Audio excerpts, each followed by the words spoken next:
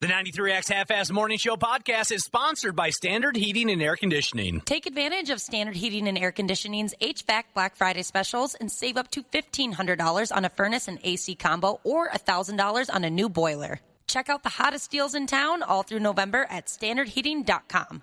The 93X Half-Assed Morning Show. 93X. Cyber Monday, shopping naked all day long, and no one can see. An estimated 76 million people will be shopping online today. Buying some really dumb stuff online. Let's go shopping. Beautiful. Now, can we all please get back to work? Everybody go back to work because this is a business. Get back to work, you moron! It's showtime. Seems like forever. Spend some time. Seems like forever since we've put on a live radio program. The 93X Half-Ass Morning Show has returned from the glory of paid time off. PTO, Cubby said. PTO is the inside industry term on that. When you don't have time to say paid time off, Right. you just throw out PTO. PTO. That's a hell of a deal. And thanks to our terrific listening audience who's already begun texting in to welcome us back. We certainly appreciate all that. It's nice to be back, and we appreciate you being there. Now that Thanksgiving is come and gone, the holiday season is full on hard, isn't it, Josh? Yeah, it's going. I mean, half the radio stations in town have switched over to all Christmas music. Every other television channel I got at home is playing Christmas movies. Love that. I'm about ready to go nuts already. Some of the Christmas stations came back shortly after Halloween. It's crazy how soon this starts. It's like a contest. Well, I think it used to be more than it is now, meaning like some stations have pulled back because they thought, okay, this is getting ridiculous. Getting too far. I can tell you, our sister station for a while, Love 105, who I'm not saying this because they're our sister station. When it comes to Christmas music, they've been the best, and they have been for years. For whatever reason, they've got a bigger selection. Nick and I were talking about this off air the other day. They just are the best when it comes to Christmas music. But I remember in this building going, okay, we got to beat the other stations to make sure we get the Christmas music on. And after a while, they decided, we're insane. Yeah, it is. It's madness. It starts in June. It's friggin' madness. But it's everywhere's now. What happened over the weekend that, someone asked me Saturday night, hey, what's your favorite Christmas movie? And I didn't have an answer. Really? I was stuck, because that's not a big thing for me. Christmas songs, Christmas movies, but hell, I couldn't even give them an answer. Really? Wow. It'd be easy I'm tired of the movie now just because it's on 24 hours a day around Christmas time, but A Christmas Story, to me, is like the perfect Christmas movie. It's a classic. I was just going to ask, what are the big answers every year? Die Hard. Home Alone. Oh, see, I didn't even consider those two. I love Home Alone. That's good. Elf, I hated it first. Now I really like Elf. That's my favorite Christmas movie, and actually, it's like overall one of my top favorite movies. That's where I was going to go with it. Elf, National Lampoon's Christmas Vacation. That's another awesome one. There's a lot of really good ones. But I didn't even have an answer. And this person looked at me like I was nuts. You don't know what your favorite Christmas movie is? And I said, no, I guess it's something that I never, I have favorite Christmas songs. Mistress for Christmas by AC/DC. You're a fan of that one? The 1991 Razor's Edge album. Or maybe it was 1990. Did you buy Twisted Sister's Christmas album? Yes, I did. We had Dee Snider on the air to talk about that. Yes, I did. Chris, they put together their 12 Days of Christmas, which was a pretty good time. Funny. Twisted Christmas. I forget about that at times. Boy, that pissed a lot of my buddies off. Oh, it pissed. I think Dee even addressed that when he talked to us. Like, hey, F you, we decided we wanted to do this. Pissed my friends off. And I know I've told you before, but Twisted Sister came to town, what was this, 10 years ago? It has to be. When they decided we're going to put out a Christmas record and do a Christmas tour. Invited 6-8 of my buddies. The radio station was nice enough to hook us up with tickets, and my buddies were fired up because, we grew up rocking out to Twisted Sister. And I warned a few of them, the ones who were really fired up. I warned them a few times. I said, now you understand that this is a Christmas show. And yeah. You realize that they're going to come out with Santa hats on. They're going to play Rudolph the Red-Nosed. That this is a Christmas show. And they assured me that they were well aware. Well, as soon as they come out on stage and they're singing, "Oh, come, all ye faithful," they were beside themselves with anger. You warned them. What is this crap? I said, well, I told you, idiots. But anyway, Bob and Doug McKenzie's 12 Days of Christmas. Oh, that's a great song. That's a I have classic. favorite Christmas songs. I have a favorite Christmas character. Do you want to know my favorite Christmas character of all time? He made a couple appearances over the years on the WWE. Hulk Hogan. That's my favorite. But I never ever considered I never thought for a minute, what is my favorite Christmas movie? And like I said, I had somebody ask me about it, and when I did not have an answer, they looked at me as if I was a Satanist or something. I don't know. I wish you liked this next movie because I enjoyed it so much and still do. And thank you to, oh no, where'd it go? Oh yeah, High Hopes McGee Jesus. Oh no, I'm sorry, that's the wrong one. I'll find out who sent this, but they mentioned the movie Scrooged with Bill Murray. I loved that. I thought that was so funny. I watched it a few years ago after people telling me year after year after year, Scrooged, Bill Murray. It's so I thought it was awful. I was bored. Really, you thought it was awful? I was bored out of my mind. Oh, I thought it was so good. That one's on my list, and I think it's been on my list for like 2 years, and I still haven't gotten to it. Never remembers to check in. Jesus is who sent that text. Yeah, that's a good one. But I'm just not into the whole Christmas thing. That's probably why I didn't, I wasn't rolling around playing with myself while watching Scrooged. I also like, and this is a big one, everybody talks about this movie with George C. Scott, A Christmas Carol. I love that one. You hear people talk about it all the time. You guys have it? You look at me. It's a Wonderful Life. It comes up every week. Oh.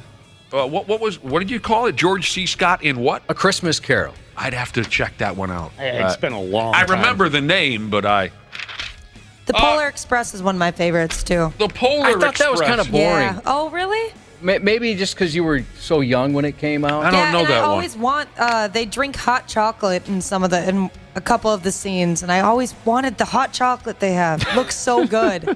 I never made it through Bad Santa.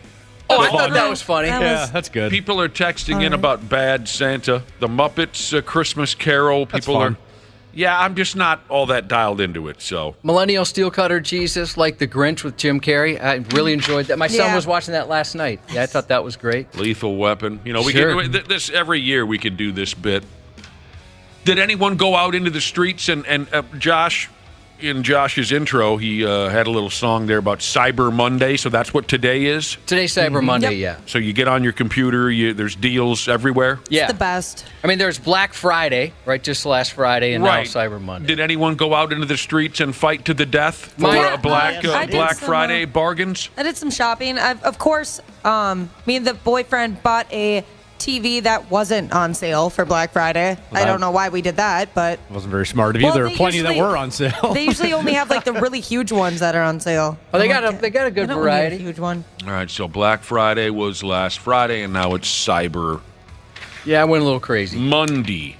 You went crazy. Yeah, Where'd you I go? usually, I should say I'm an online shopper. My wife, it's a tradition for her and my stepdaughter and some of their friends. They love going, so they'll battle it out on Black Friday. That's brave. But they had Black Friday deals all week, right? So I bought a couple things, and then I checked on Black Friday, and it was cheaper. They said it was the sale. Double balls. I got effed right in the Yule log. Sure. There's always people who want to start trouble whenever Christmas movies come up. There's always folks who want to start trouble and text in about Jingle All the F-U way. F off with that. I own that on DVD. That movie was a nightmare, start to finish.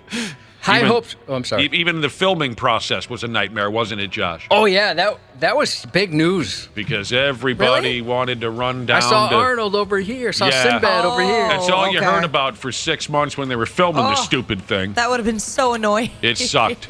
I had to go on a pretty big detour because they were filming by an exit I needed to take, so that was kind of frustrating. Friggin' Schwarzenegger and Sinbad, they've been a problem from the get-go, both of them. So High Hopes McGee Jesus, who I referenced earlier by accident, he wants to know if your stairs are okay, Ashley. Apparently you fell down twice during the week off. Oh, I fell down the stairs at my house once. The second set of stairs was at the Gopher game.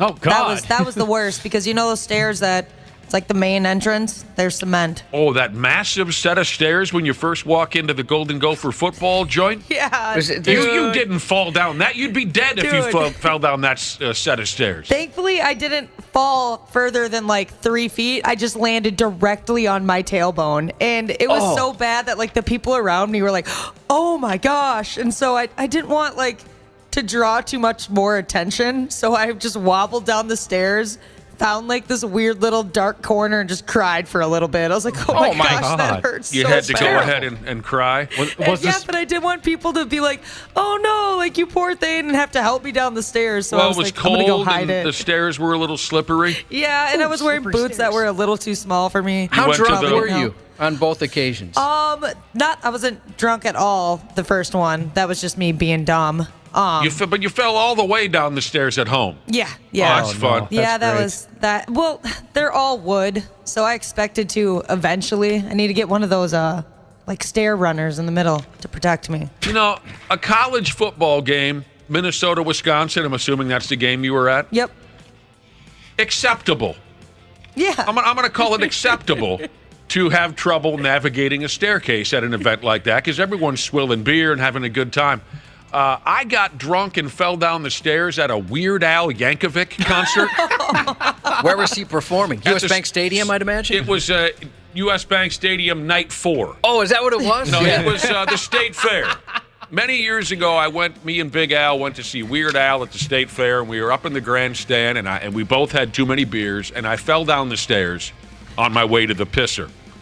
And, you know, like at a college ball game or a concert, you fall down the stairs drunk, the crowd might declare you safe, right? Like a home plate umpire. He's safe, or they might laugh or make fun of you, have a good time with it. When I fell down the stairs drunk at Weird Al, probably because there were so many families there, when I picked myself up, there was no one laughing, no one cheering. They were all just kind of looking at me as if to say, get out of here. I felt so alone in that time. Yeah. I thought maybe the crowd was going to go, yay, he's drunk. No, they did not like that. They wanted me to leave. That hurts. It hurt in more ways than one. Yeah, I didn't think that night after I fell at the game, the like swelling set in and like the bruising, and then it started to really hurt. And I Your was like, tailbone is bruised up? I thought for a second, I was like, oh my gosh, did I break it? What do you do if you break your tailbone? Yeah, I've had one of those falls before. Well, we're sorry to hear that. I'm good now. Except when I sneeze or cough. Oh, jeez. That hurts extra for some reason. I'll always walk with Elias Jesus. She's trying to make you feel better. Ashley said there was a lot of Gopher fans crying at that game. Oh, So you might have just That's blended true. in. Yeah. so there you go. Fun Size Jesus recommends we get you grippy socks for Christmas. That might not be a bad That's a idea. Not a bad Great idea idea. at all. A lot of the old folks wear those items at the homes. Randy Shaver probably has grippy socks. I've never owned a pair of grippy socks. Oh, no, I me have a neither. couple. They give them to you just like at the if you're at Yeah. the hospital, but you usually have to pay for them. Oh, I don't think so. I remember I got grippy socks when I spent the night at the hospital. They didn't ask me for any money. They just said, go ahead home with your grippy socks. They're so comfy. They're not bad. So maybe that is a decent idea. Like I said, they hand them out. Stop by an old folks home today, and they probably got a basket of them out front. The grippy socks. So there you go. Speaking of Randy Shaver, I think he and Brad Ryder are going to check in with us at 7:30. There's a Vikes game tonight I'm sure they want to talk about. Looking forward to it. We can talk more about Black Friday and such a little bit later if you like. Black Friday and Cyber Monday. So you went a little crazy with the spending, Josh, you Yeah. said? And are you looking into things today on Cyber Monday, buying this and that? I'll finish Christmas shopping. That'll be it for you. Yeah. You'll be all done. Smart. You know what? I check my mail in the morning on the way into work. That way I don't have to walk down the 15 steps, I'd imagine my driveway is. I can just drive right by it. I'm that lazy now. Yeah. Understandable. You go get the mail in your motor vehicle. Yeah, and it was tough for me today because your Christmas present, Nick, showed up sometime over the weekend. You shouldn't have got me a damn Christmas And present. I can't wait to give it to you. I thought of bringing it in, but I don't want to ruin it. That's exciting. Well, that's very nice of you.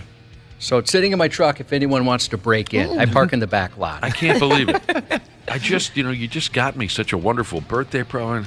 I guess someone might have to show me how to Cyber Monday because now I got to get Josh something for Christmas. I don't want anything. Yes, you do. I'd prefer not to get anything.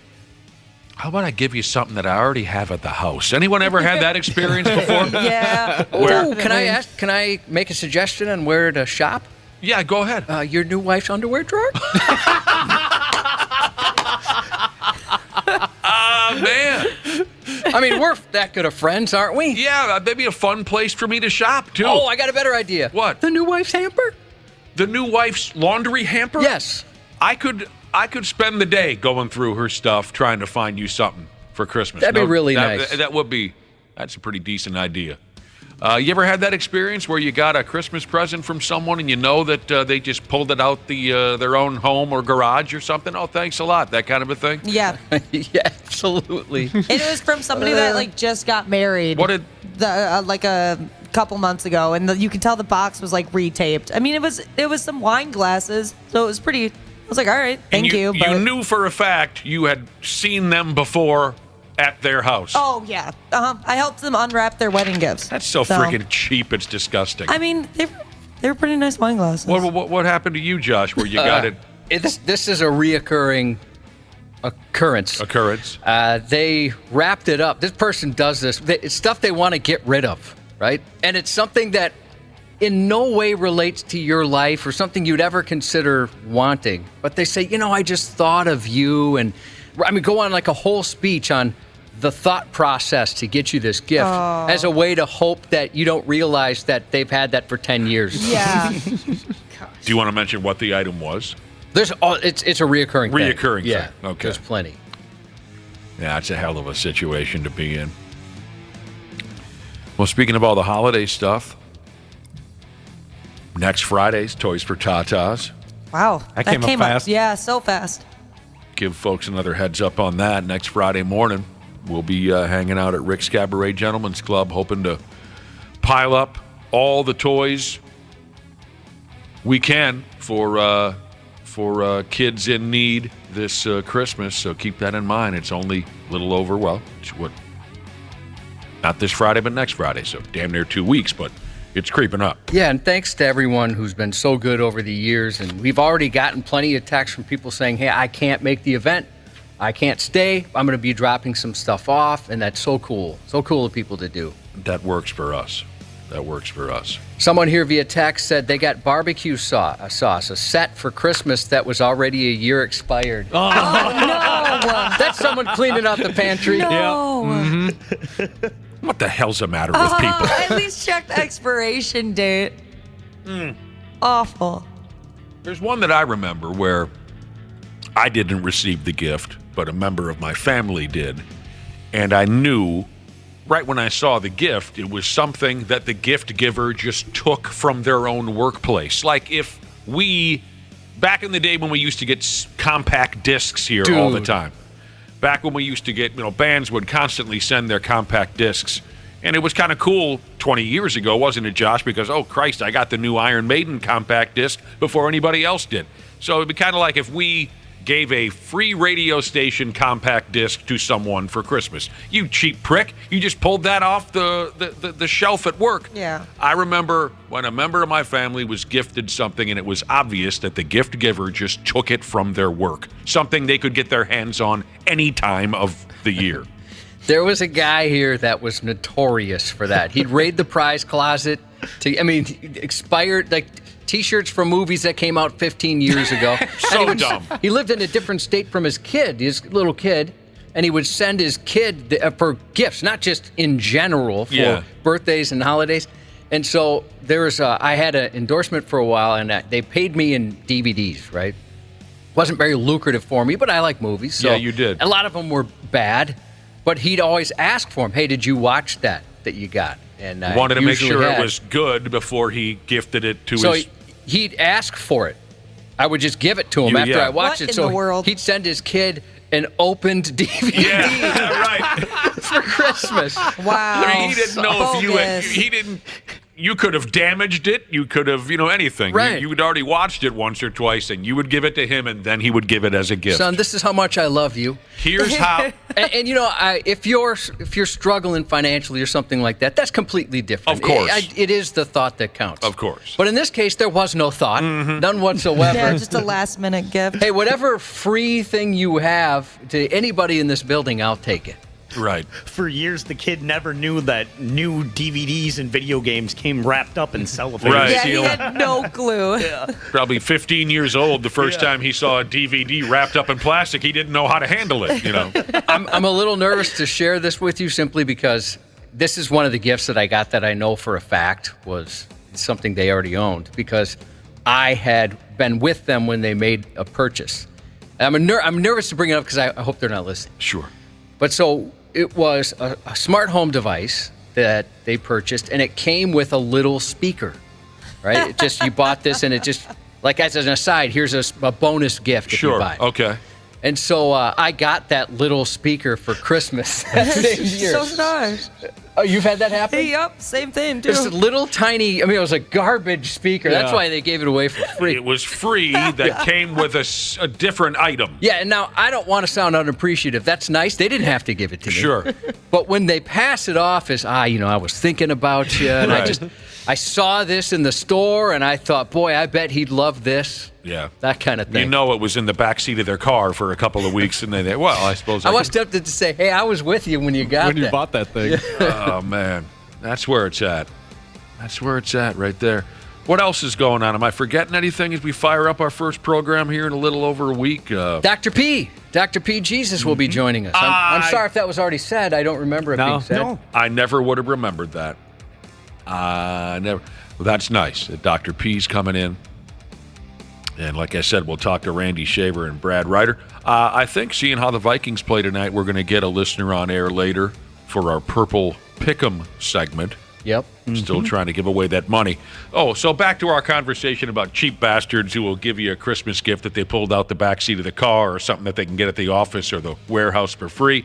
We're taking new unwrapped toys at Toys for Tatas. New unwrapped toys gets you in for free and gets you the free buffet and all the topless shenanigans there at Rick's Cabaret for Toys for Tatas. And we've always had a great showing and a great take, if that's the word, when it comes to gifts for kids at that event. And I know this year will be no different.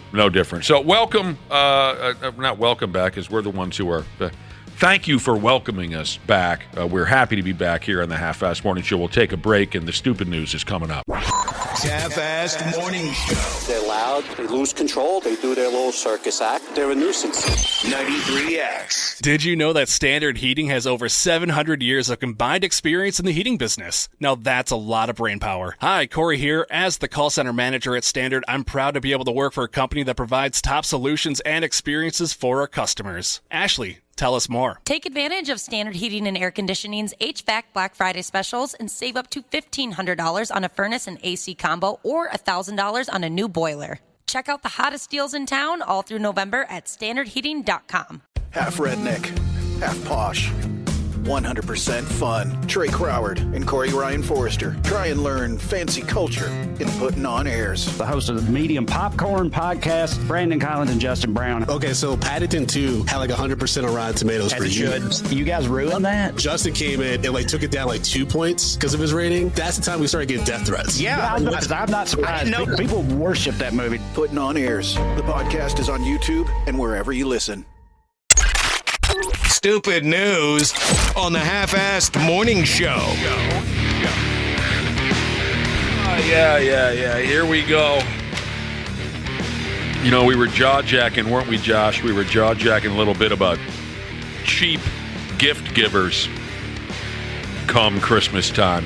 Folks that'll gift you something that they can get free at work, folks that pull something out of their own home and wrap it up for you for Christmas. As you mentioned, if you're short on bucks, that's a completely different story. We're talking about folks who have all the ability in the world to, purchase a real gift, but they're just cheap pricks. Here's a text message from Manufacturing Equipment Maintenance Technician Jesus. See if I can abbreviate that. MEMTG. No, that doesn't work. Manufacturing Equipment Maintenance Technician Jesus texted in to say 1 year he got what was clearly the bonus knife from a set of knives that had already been purchased. Oh, here's a knife. dang. Like when you order that big block of knives off a television and they give you a bonus pocket knife or something. He knew that was where the hell that did. And what else did we talk about? Christmas movies. We talked a little bit about Christmas movies. I got a joke here from Turkey Butt McGee. It might hurt some of your feelings. Turkey Butt McGee texted in and he has this joke for you. What's the difference between the movie Elf and a cow? Anyone know? Nope. The Not difference sure. between the movie. You can't milk a cow for 20 effing years straight. God help us, he says, with the Elf. Pro Painter Jesus said his sister gave his brother an opened CD wrapped in toilet paper for a Christmas gift. Oh, that's classy. Thoughtful. I bought an ex-girlfriend of mine a case of oil, which I thought would be a great gift. She didn't appreciate. I mean, I got other stuff too, but I thought, here's a case of oil for you. That'd be great. A nice weight. Yeah, I'd be too. psyched about that. It's expensive. I love the sound of that, Josh. I'm guessing the two of you were young. You were still changing your own oil. That's right. You didn't have Early 20s. Have the bucks to go hit the oil change shop. Absolutely. She didn't appreciate it? No. I did make a suggestion. Maybe she find someone to wrestle with just pour it all into a pool or Oh, something. yeah. Might have tainted it a little yeah, bit. probably. No wonder you She ended was up... very viscous as She far was. as girlfriends go. Yeah. Well, yeah, you gave her a big box of oil and she didn't appreciate it. No wonder you left her and the son the two of you shared behind and moved on with your life. Good for you. Yeah, whatever happened to that kid? I never learned his name. Yeah. Last I time wasn't going to give her that satisfaction. A few weeks ago, I asked Josh about that kid. I said, whatever happened? He said, don't know, don't care. That's how he is. Here is our... Here in our first stupid news story of the day, our first stupid news story in a week or so, I got a guy in Florida who possesses a rare skill set. Feel free to tell me if you think you could get this done. Now, unfortunately, this effing guy's rare skill is also really gross and disturbing, and I'd hope that this story doesn't inspire anyone to go out and try it. Dude was arrested for masturbating while riding a bicycle. I do think I could. The old tug and pedal. It's impressive. You think you could do that? Yeah, I do. I'm pretty good at riding hands-free, and I'd imagine I could. I could add that element to For the it. love of cripes, I never thought about riding no-handed. I suppose he could have had one hand on. I was picturing him hand-free. But just the pedaling, the legs are up and down, and It's then like a lot of movement Your there. hand is up and down, Yeah. and then of course, after a while, you start to feel funny, and you think you could keep from dying. I think on a- so, yeah. I think I would go right into the ditch. God, getting into a bike accident while having a boner would just be awful. Yep. There's no way that ends well. That sprocket. Could do some damage. That sprocket could just gobble you right up.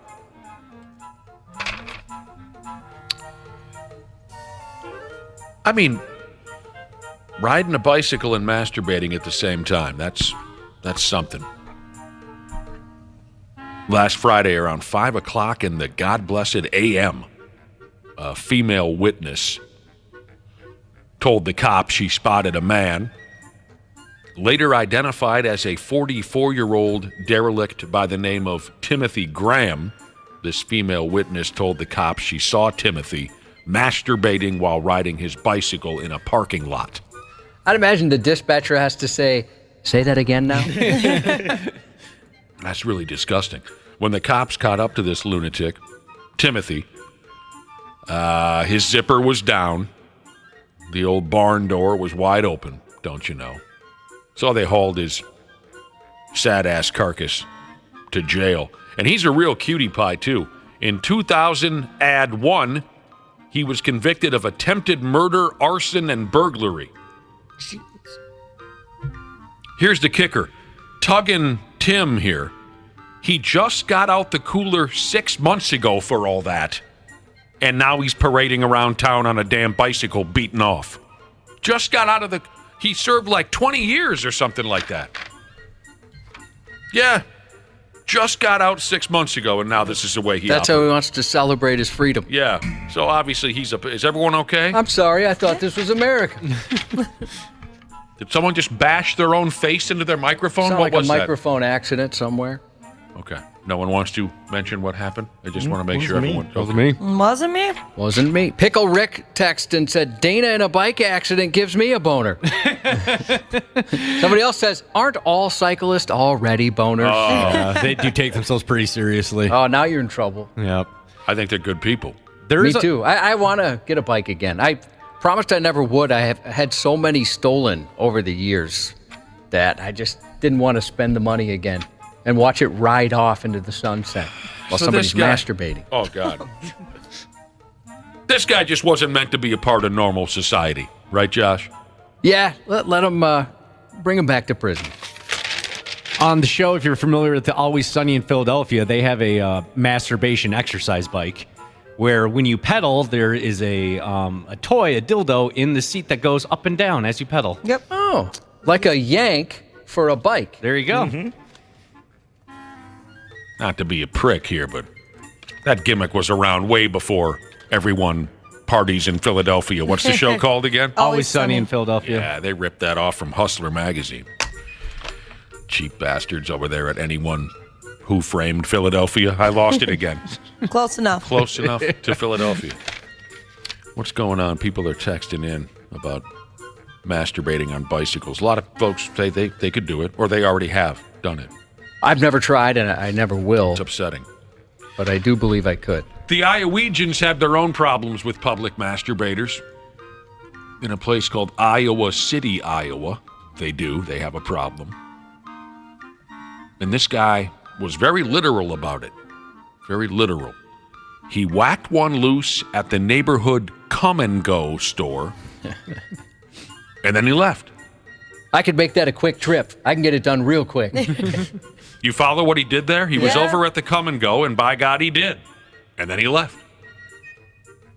Folks out front the store called 911 to report that an unknown male had said sexual things to them, and then he started stroking right there in front of them. No. Yeah, he did. This sick puke is a fella called Kenneth Kelly. He's 54 years old already. Eyewitnesses and surveillance video at the Come, Then Go made it pretty easy for the cops to figure out that he was the guy tugging off for folks.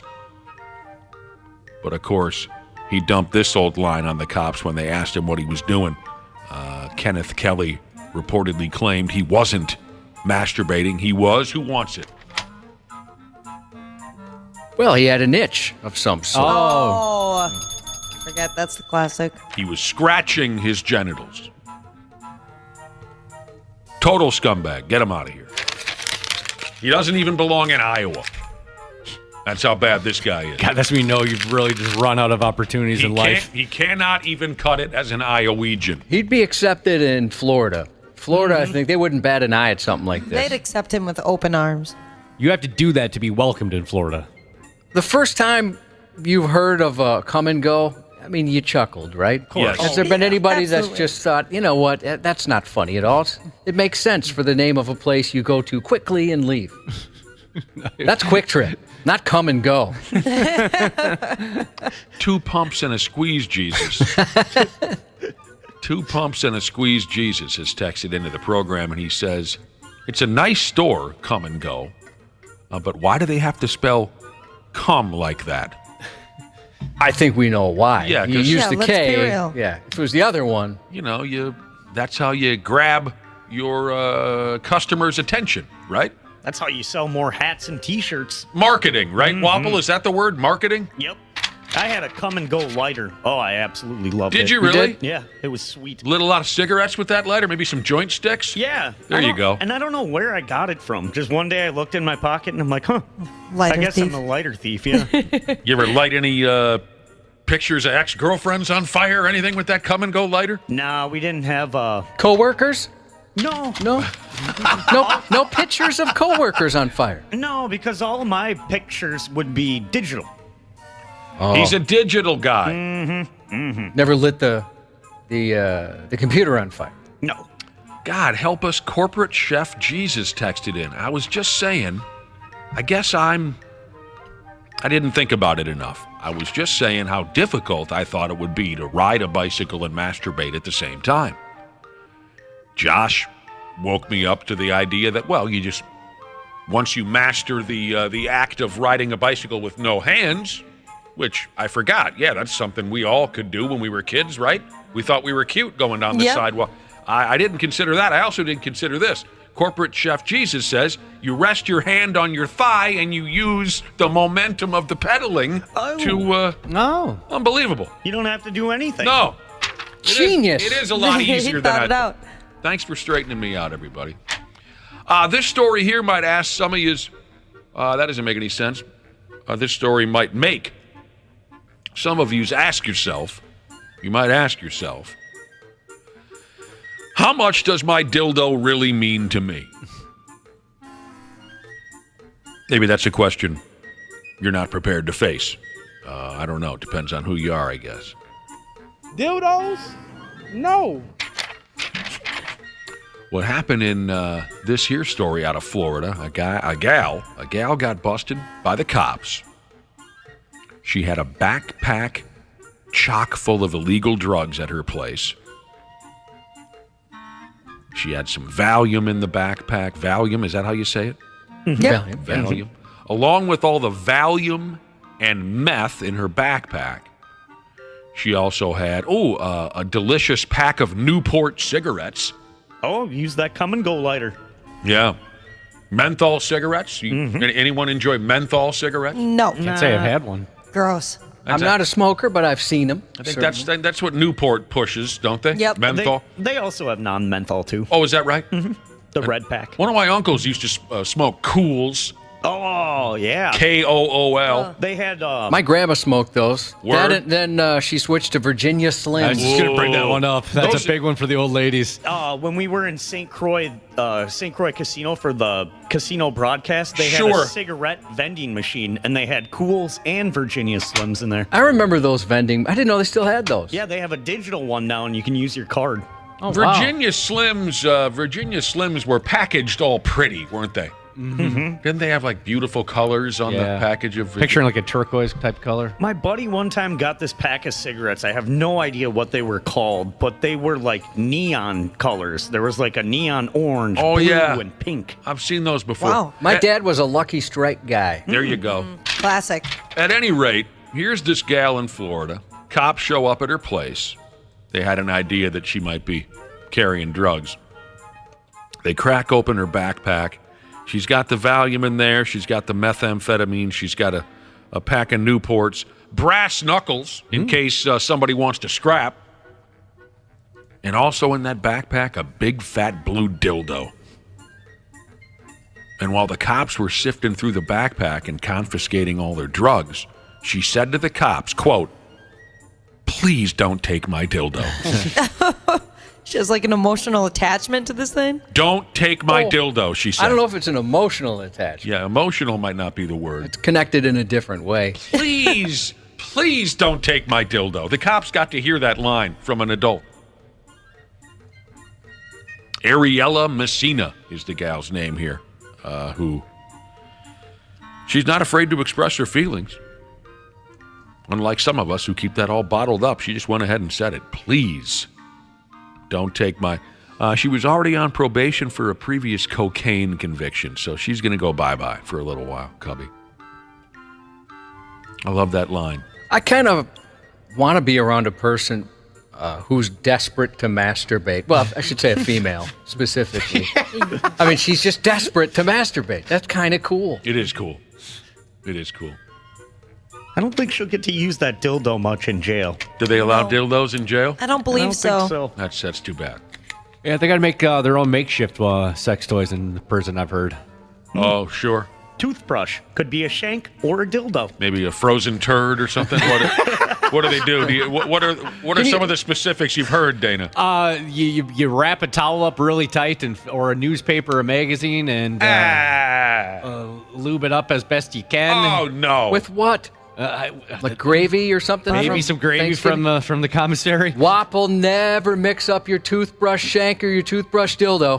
That could do some damage. Yeah, it could. Now, is this and how embarrassing would it be if you tried to kill someone with a dildo? Dude, that's a dildo. No! Did you just stab me with a dildo?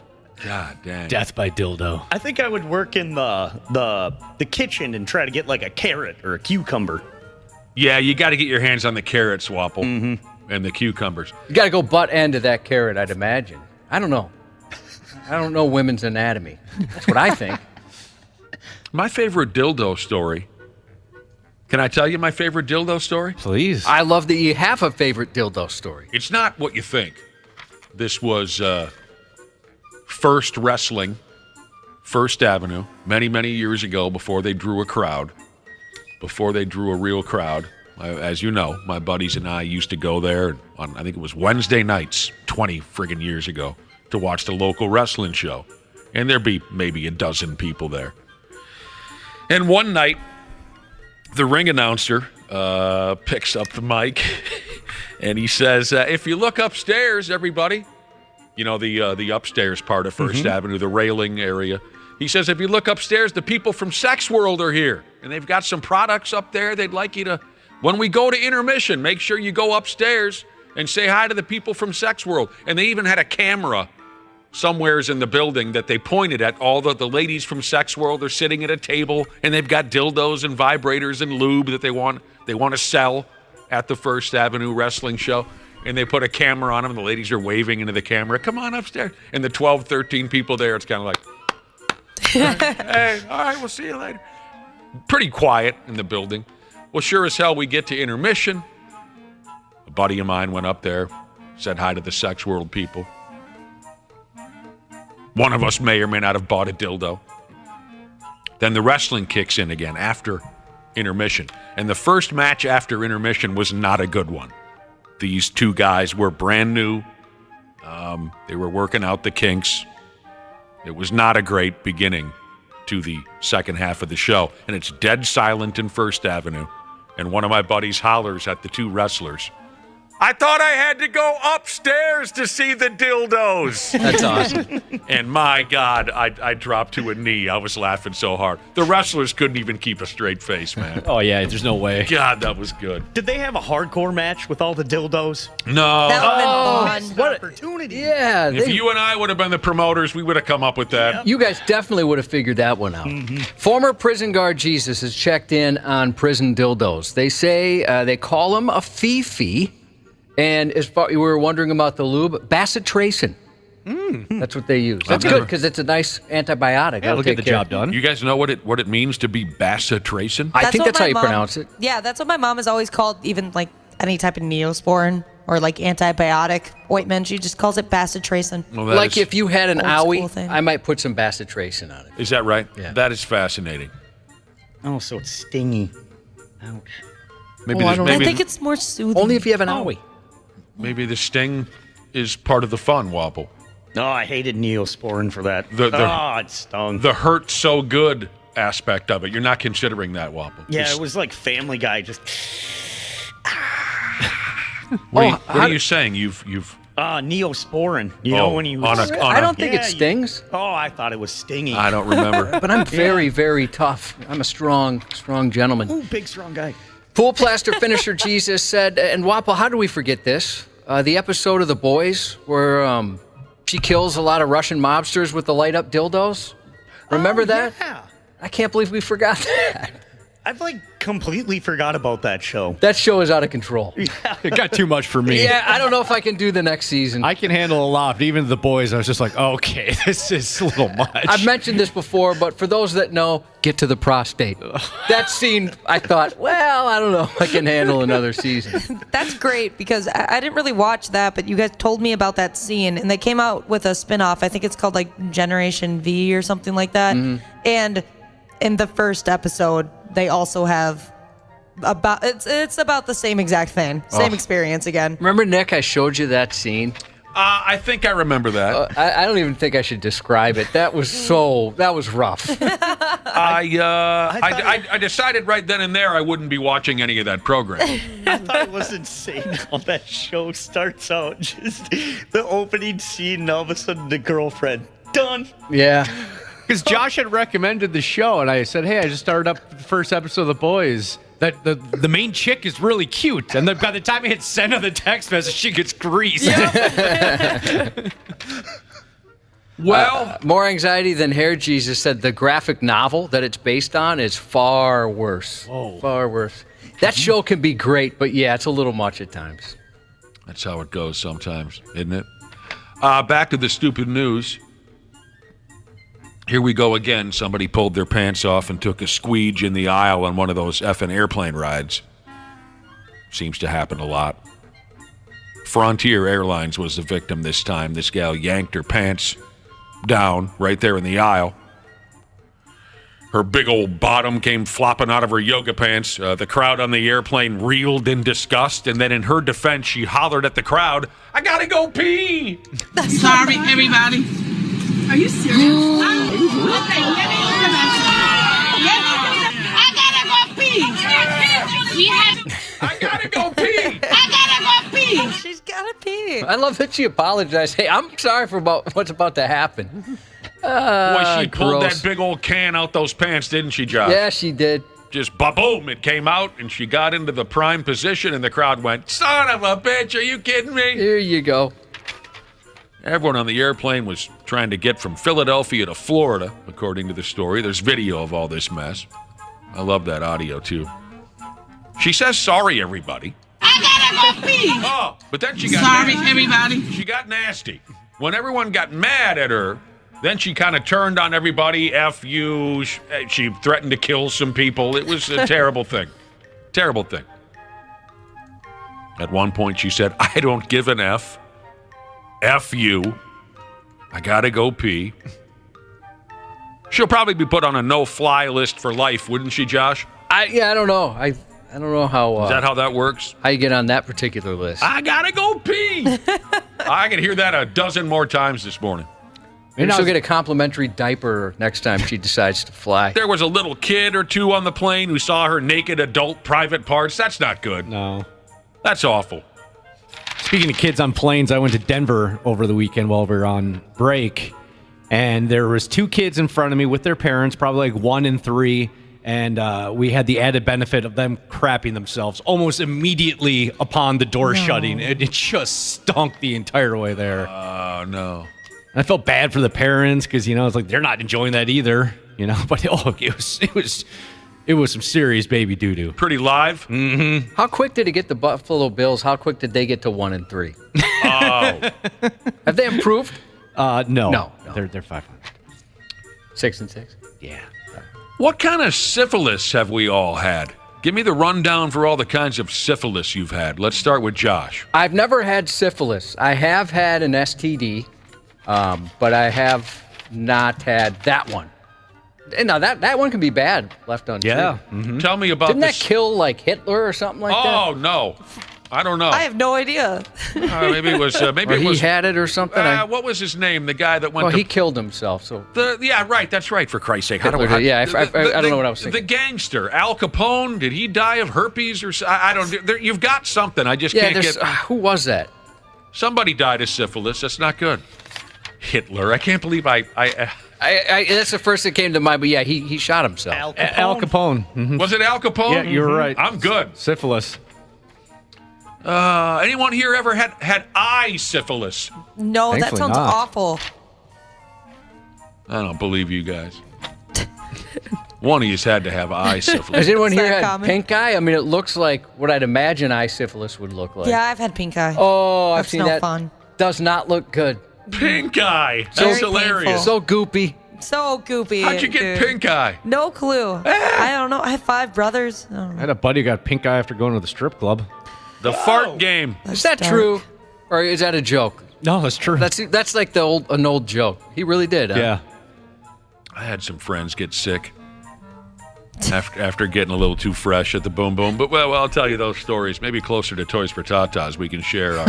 Didn't Zach Parisi know somebody? Didn't he have a story about somebody getting some type of weird thing from a strip club? I swear. I don't want to... Does sound Personally, I don't familiar. want to put that on Zach. I don't know. A story from the strip joint. I'd have to get back to you on that. Eye syphilis. A cluster. Ugh. I don't even like saying it that way. But this is how they put it in the story. A cluster of eye syphilis cases have popped up in, how do I say this again, Josh? Michigan. A cluster of eye syphilis cases. This is according to the folks from the Centers for Disease Control and, by God, Prevention. This week, the agency reported 5 cases of eye or ocular syphilis in women. 5 women. And they all have a common male sex partner. How about that? All of these cases of gross, drippy damn eye syphilis, all of them are pointing back to one man. How would you like to be that guy? Huh? Gross. I am, how do I say it, Josh? Ground zero? Yeah. Patient zero is what you mean. That's what I meant to say. I am patient zero for a cluster of eye syphilis in the state of Michigan. According to the story, this guy blasted all 5 of these gals with eye syphilis between March and July of 20 plus 22. All of the women are between 40 and 60 years old. They named the same dude when they were interviewed about their sexual history. The list of symptoms is how you say it. The list of symptoms they all shared goes like this here. Everybody listen, because you might have eye syphilis. The symptoms: blurred or double vision. Get that sometimes. Yeah.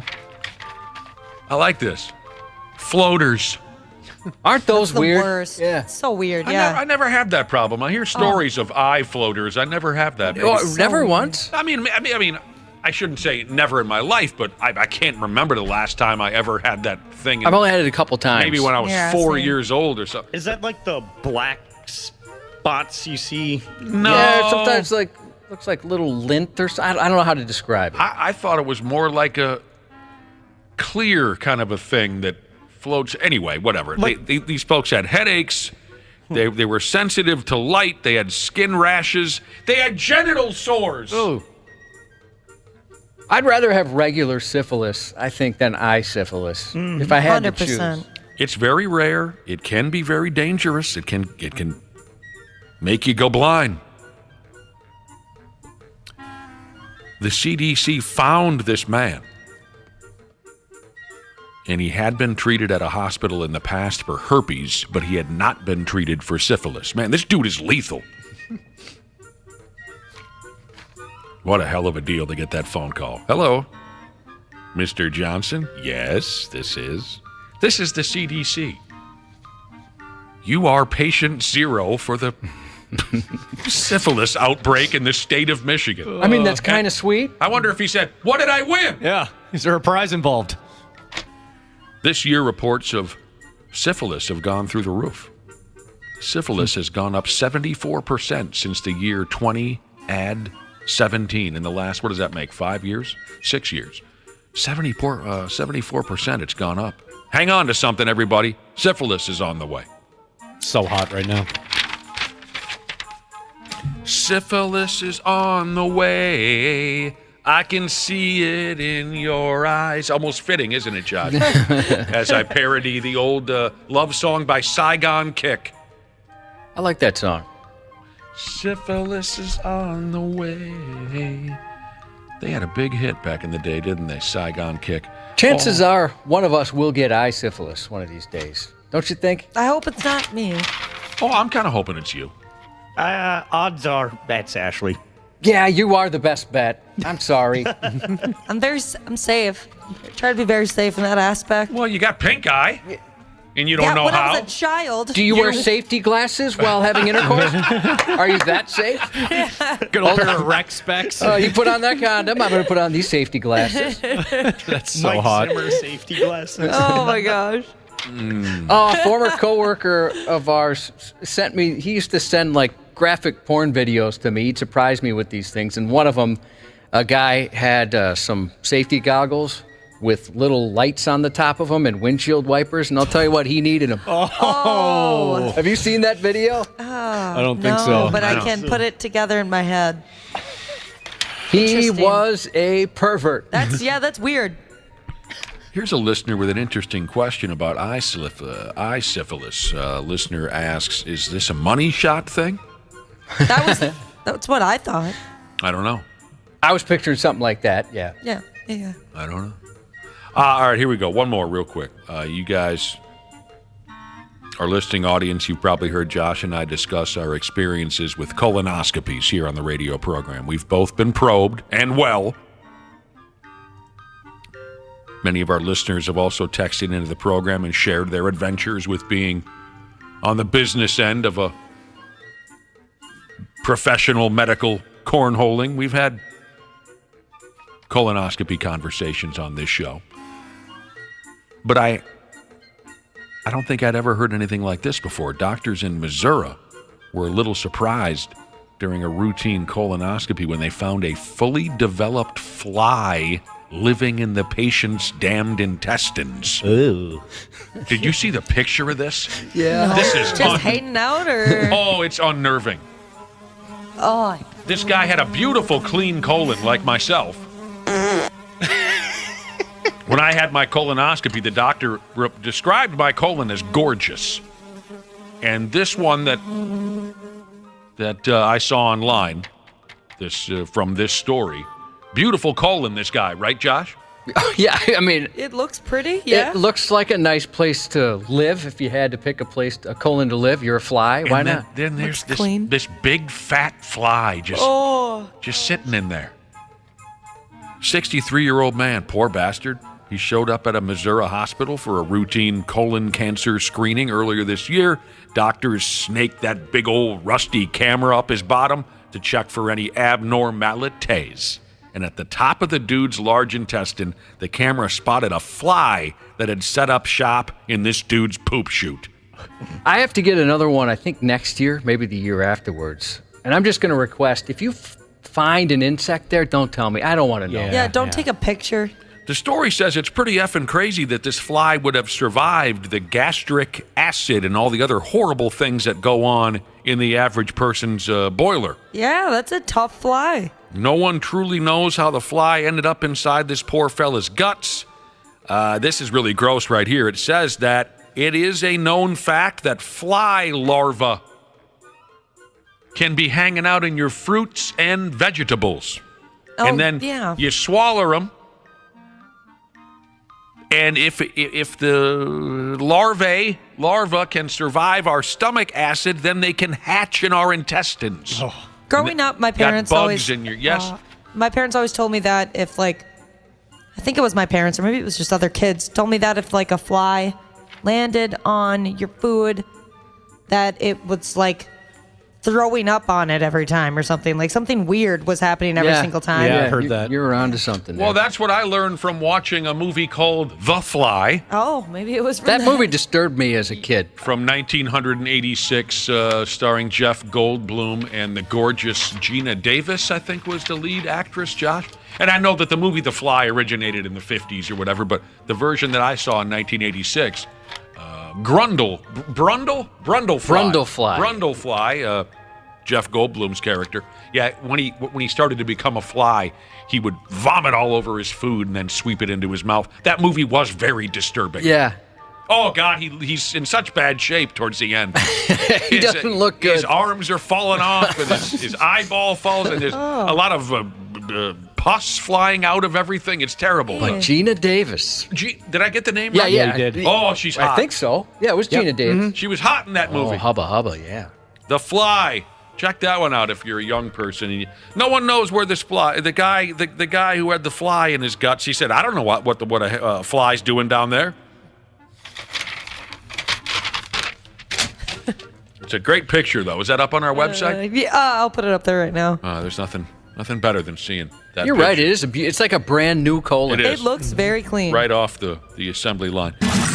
Sports on the 93X Half-Assed Morning Show. Ladies and gentlemen, this is a first in my 20-something year broadcasting career. We have an alarm going off in the studios of NFL Red Zone right now. We are being told we need to evacuate the building. We do not know the nature of the emergency. You can probably hear the alarm going right over the top of my right shoulder here, as it is something absolutely unprecedented for us. Our control room needs to evacuate at this time. The studio in which I'm standing needs to evacuate at this time. Well, what the hell was going on there? I don't know. I looked up this morning to see if there's an update, and at least I didn't see one. Were you guys watching at the time? No. I just watched the video afterwards. NFL Red Zone. I'm not familiar. How do they operate? It's the channel that kind of whips around to any game that's in the red zone. You know, when the team's about to score. Oh. They kind of flip around to each game that when somebody's on the verge of scoring. And there's some schmuck sitting there at a news desk saying, let's check in Cincinnati. Let's check in Cleveland. Yep, you got it. And then somebody started a grease fire in the kitchen or something. But it was the alarm bells were going off. That's nerve-wracking. All right.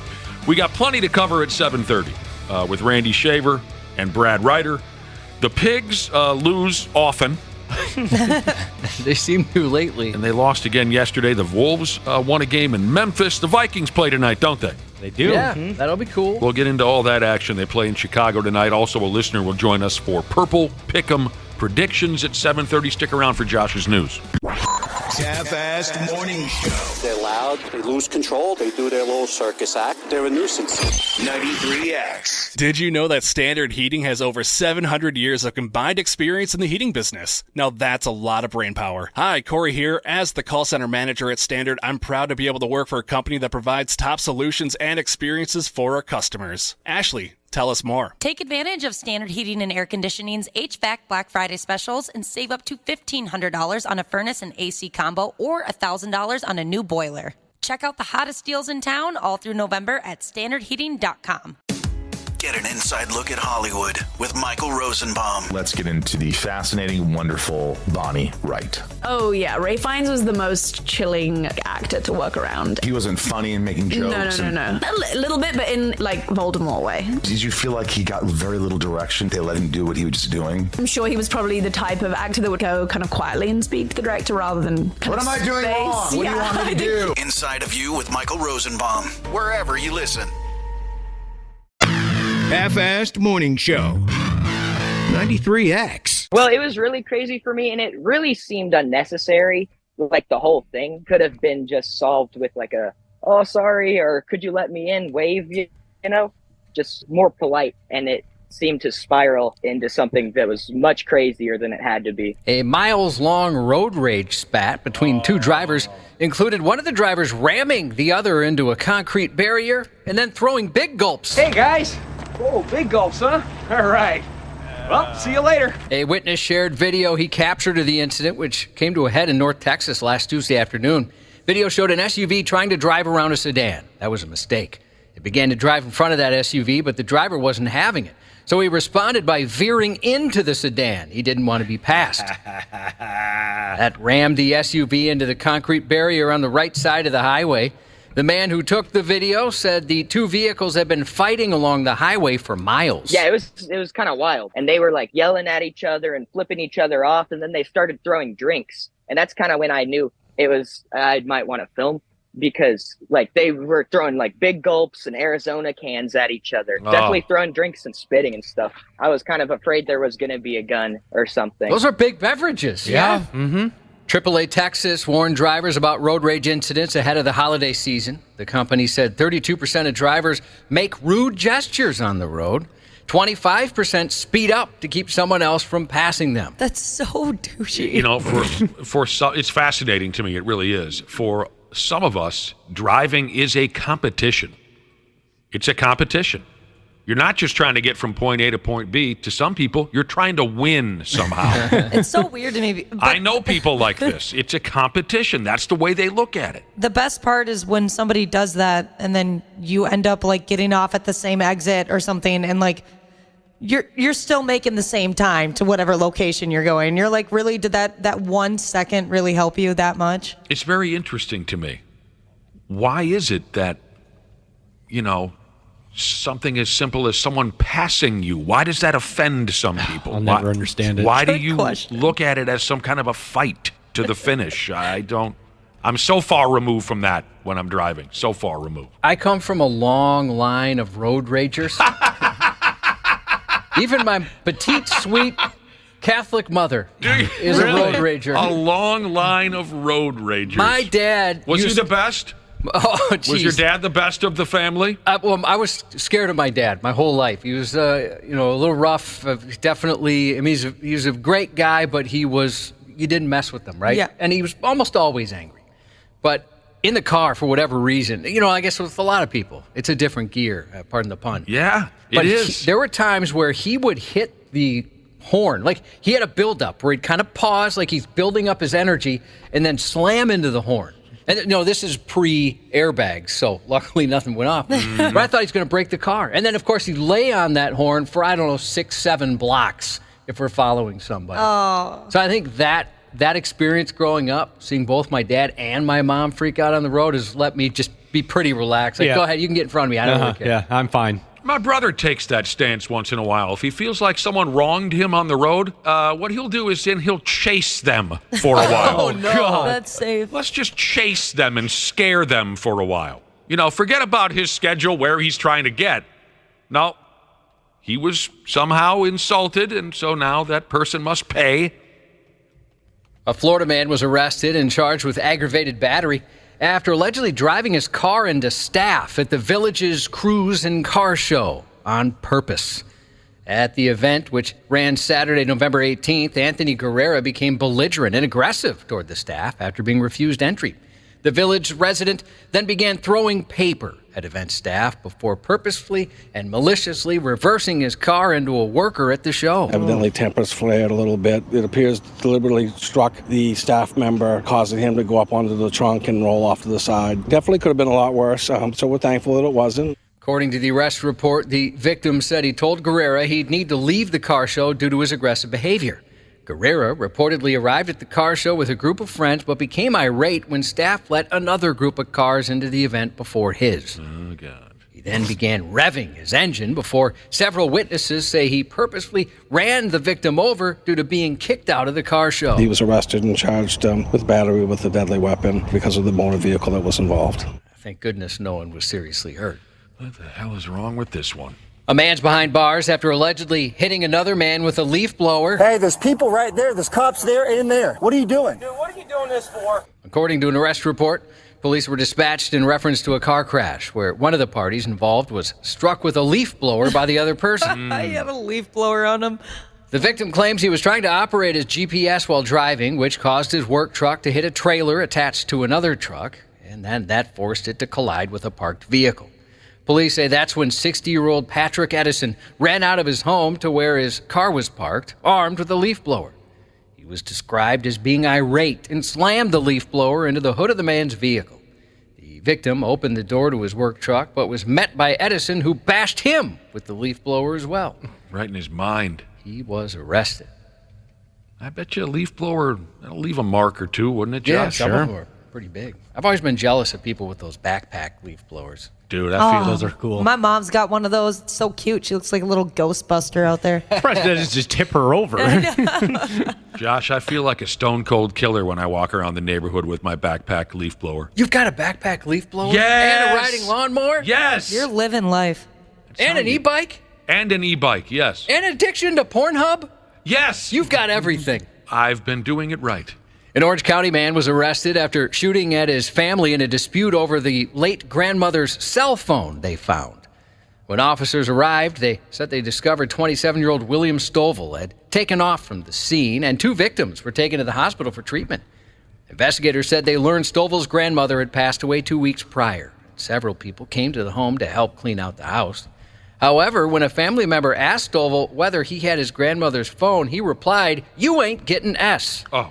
According to police, he then began walking away before turning around, cussing at the family member, pulling a gun, and firing 10 times at the family member and others. What the hell is going on here? What?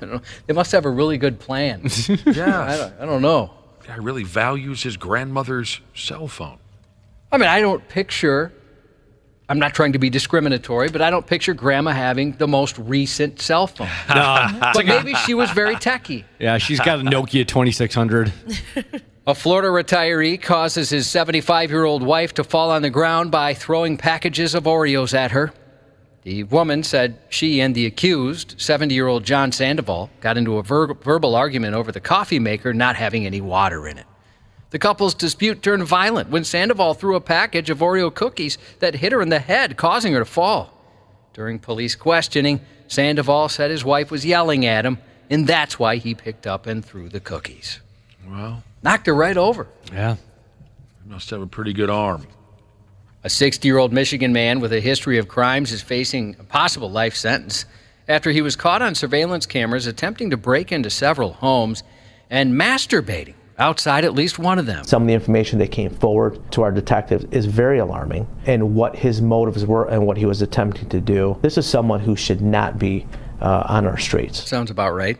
Scott Schultz, who did himself no favors when he interrupted the judge during his first court appearance, was arrested after police received multiple 911 calls claiming a man was attempting to break into their homes. We keep our doors locked, but I mean, even with the camera, you know what I mean?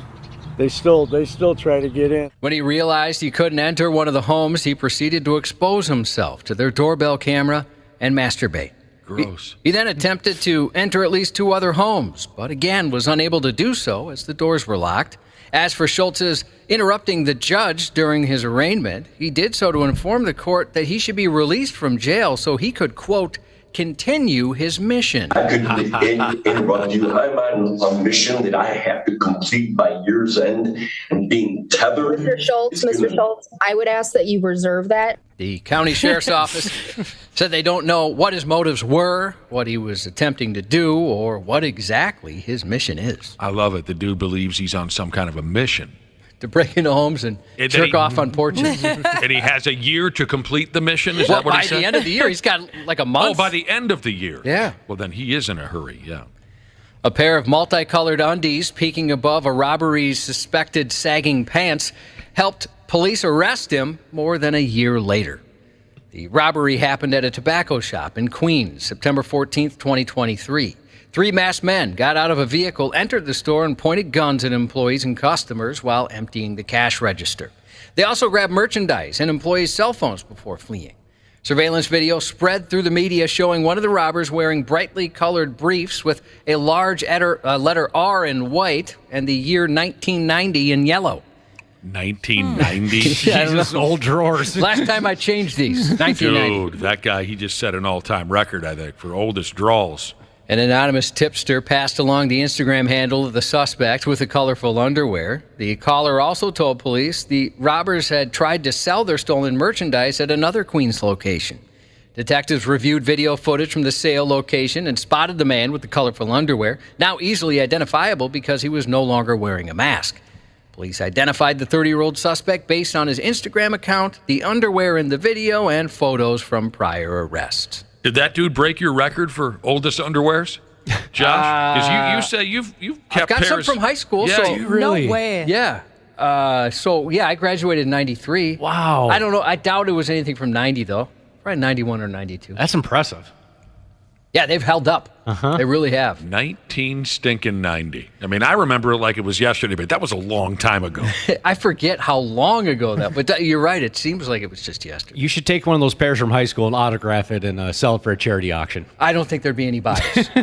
I don't think there would be one buyer. A man named, well, I probably would buy it myself. I don't want to part with it. A man named Josh Woods was given an alcohol abstinence requirement in August as part of punishment for drunkenly breaking into and damaging a bar in England. So he had to stay away from the booze? Yeah, one of those ankle monitors. Oh, I see. Test your, what do they do? Wait Your a minute. sweat? How does that happen? I don't know. You can tell if you're drinking. I'm unfamiliar with this. There's some kind of an ankle monitor that can tell? Yeah, we had a coworker that had one of them. And it Yeah, can I don't know. I read guess. whether or not you've been drinking. I guess. It must be sweat. Fascinating. I'm sure somebody knows. He was brought back before... By that, I mean somebody listening. I'm sure somebody in the world is very well, like especially the person that invented it. Sure. He was brought back before court this month and admitted to 2 violations just after he was sentenced. He just apparently wanted to drink. In one instance, the court heard he tried to use a sock to stop the electronic device detecting alcohol through his skin. Then a week later, he told the court he was at a wedding and a friend had secretly switched his drink. That's why he was drunk. Judge Ray Singh dismissed that claim and said, "You're talking complete nonsense. Look at the level of the reading. First, you try and put a sock between your leg. This is sophisticated equipment. It knows exactly what you did. Then the reading at the wedding was significantly high. A gulp of alcohol is not going to do that," the judge said. Woods, who represented himself in court, told Judge Singh that he knew he had breached the order and he figured he could just continue to drink since he already broke the rules. Oh, yeah. Since you already did it, why not just go for it at that point? Represented himself. Yeah. What do they say? That you have a fool for a client? That's the kiss of death. You're right. I don't feel like that's ever ended well for anybody. No, I don't need a professional lawyer. I'm a brilliant person. I'll represent myself. I obviously make good decisions. Yes, right. I saw the show Night Court. What if that was your legal... I mean, at least go Law and Order. Right. If you think that's how actual court is. Employees at a Houston car dealership arrived to find their vehicles so badly damaged earlier this month, it cost them $350,000 for the repairs. Oh, my God. Assuming the colossal damage was the result of vandals, the reality was even more bizarre. They checked the tape. There, it showed 2 dogs ripping apart the vehicles, using their teeth to tear off bumpers and other bodywork. What the hell? Did someone butter this vehicle? Why were the dogs chewing on the... They do have a theory. Okay. At least 5 cars were damaged in 3 separate overnight rampages this month by the pups, and they're estimating the damage to be about $350,000. At the center of all these violent maulings, it seems, a cat.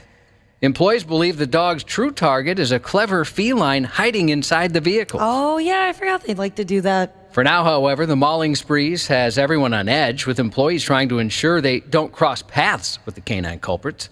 In fact, they said it's hurting business as people are fearful to run into the aggressive dogs. This has to be taken care of ASAP. Nobody wants to leave their cars anymore. They want to make sure they get into the office straight. They're so scared. This is gonna, drop our business. The dealership is moving to a new location next month. Then in Florida, a sheriff's office says the SWAT team found itself in an odd situation when executing a search warrant at a home there Tuesday. A dog jumped into their vehicle during the drug bust. The sheriff's office said that Bear waited outside the SWAT team vehicle while 5 people inside the home were arrested on drug charges. Martin County Sheriff William Snyder said that the dog sought refuge in the SWAT vehicle and patiently waited until it was all over. The Minnesota Vikings host the Bears tonight on Monday Night Football. They're going to go through with that? Yeah, they're going to have the game. All right. I'm excited. Former Minnesota Timberwolf Dean Garrett, 57 today. Hey, Dean Garrett, he had a nice run, didn't he? He did. And congratulations to Oil Spill Jesus, who, speaking of law, got into law school while we were away. Oh, boy. Yeah, congrats on that. Yeah. Now we got a hookup. If we ever get in some trouble. Yeah, Wapple, like Ashley, you're most likely to need it. Thank God. That's 93X News. KARE 11's Randy Shaver. Never had a grown man send me so many pictures with his shirt off. On the Half-Assed Morning Show. Would you still feel like you can go play football? Yeah. Is it a basketball player that switched and did both? I think I might be the first one. You gonna do it? I'm gonna try. When? First, I gotta handle my business in the NBA. What all you gotta do? Tell us. I just want to, as a team, Minnesota organization, we want to win a championship. And after that, we'll figure. You know that means you gotta pass the ball. I passed the ball. I'd be A5 from day 5. There you go.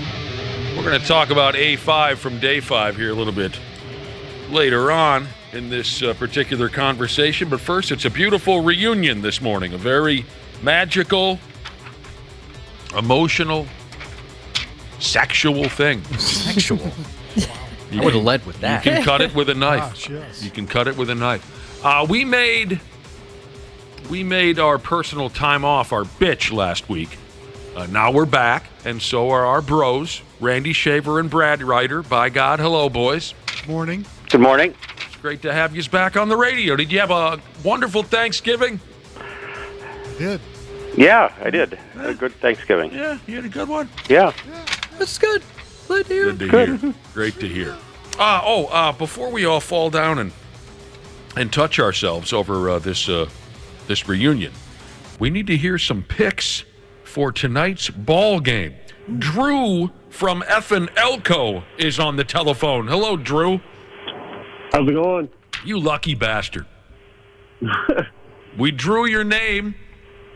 We drew Drew's name, and now you get a chance to jump on the air and make some picks for the ball game. What do you do, Drew? You sound familiar. Have we spoken before? Have we met before? No, we have not met. But I'm a mechanic at Coca-Cola. You're a mechanic?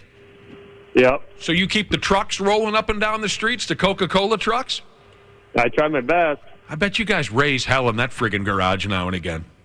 Oh, yeah, we try. Yeah? My uncle was a lifer at Coke. He spent his whole career there and absolutely loved it. What did he do there, Cubby? He painted machines. He kind of fixed the machines, that kind of stuff. Like the lines you'd go at a restaurant, at or a bar, that kind of thing. Sure. Oh, yeah. Drew, do you pick on those guys at Coca-Cola? Are they the low end of the operation? I don't get across them much, but, when we see them, we try to. All right, good. Nice to have you on the air, Drew. So here's the thing. Folks should know this now. If you want a shot like Drew's about to have here on the radio, listen at 9 a.m. and 3 p.m. for your keyword to text in. If you are picked like Drew, we get you on the air for Purple Pick'em. If you get either prediction right, you win $1,000. You nail them both, and Drew gets $100,000 and a trip to that big fat ball game in February. All of this is sponsored by the Next Generation 10G network, only from Xfinity. So, Drew, what about the halftime score for tonight? What are you thinking? I'm going to go 14-6 Vikings.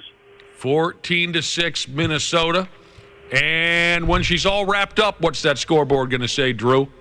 27-17 Vikings win. Wapple's writing that down, Drew. Do you trust him to keep that around till tomorrow morning?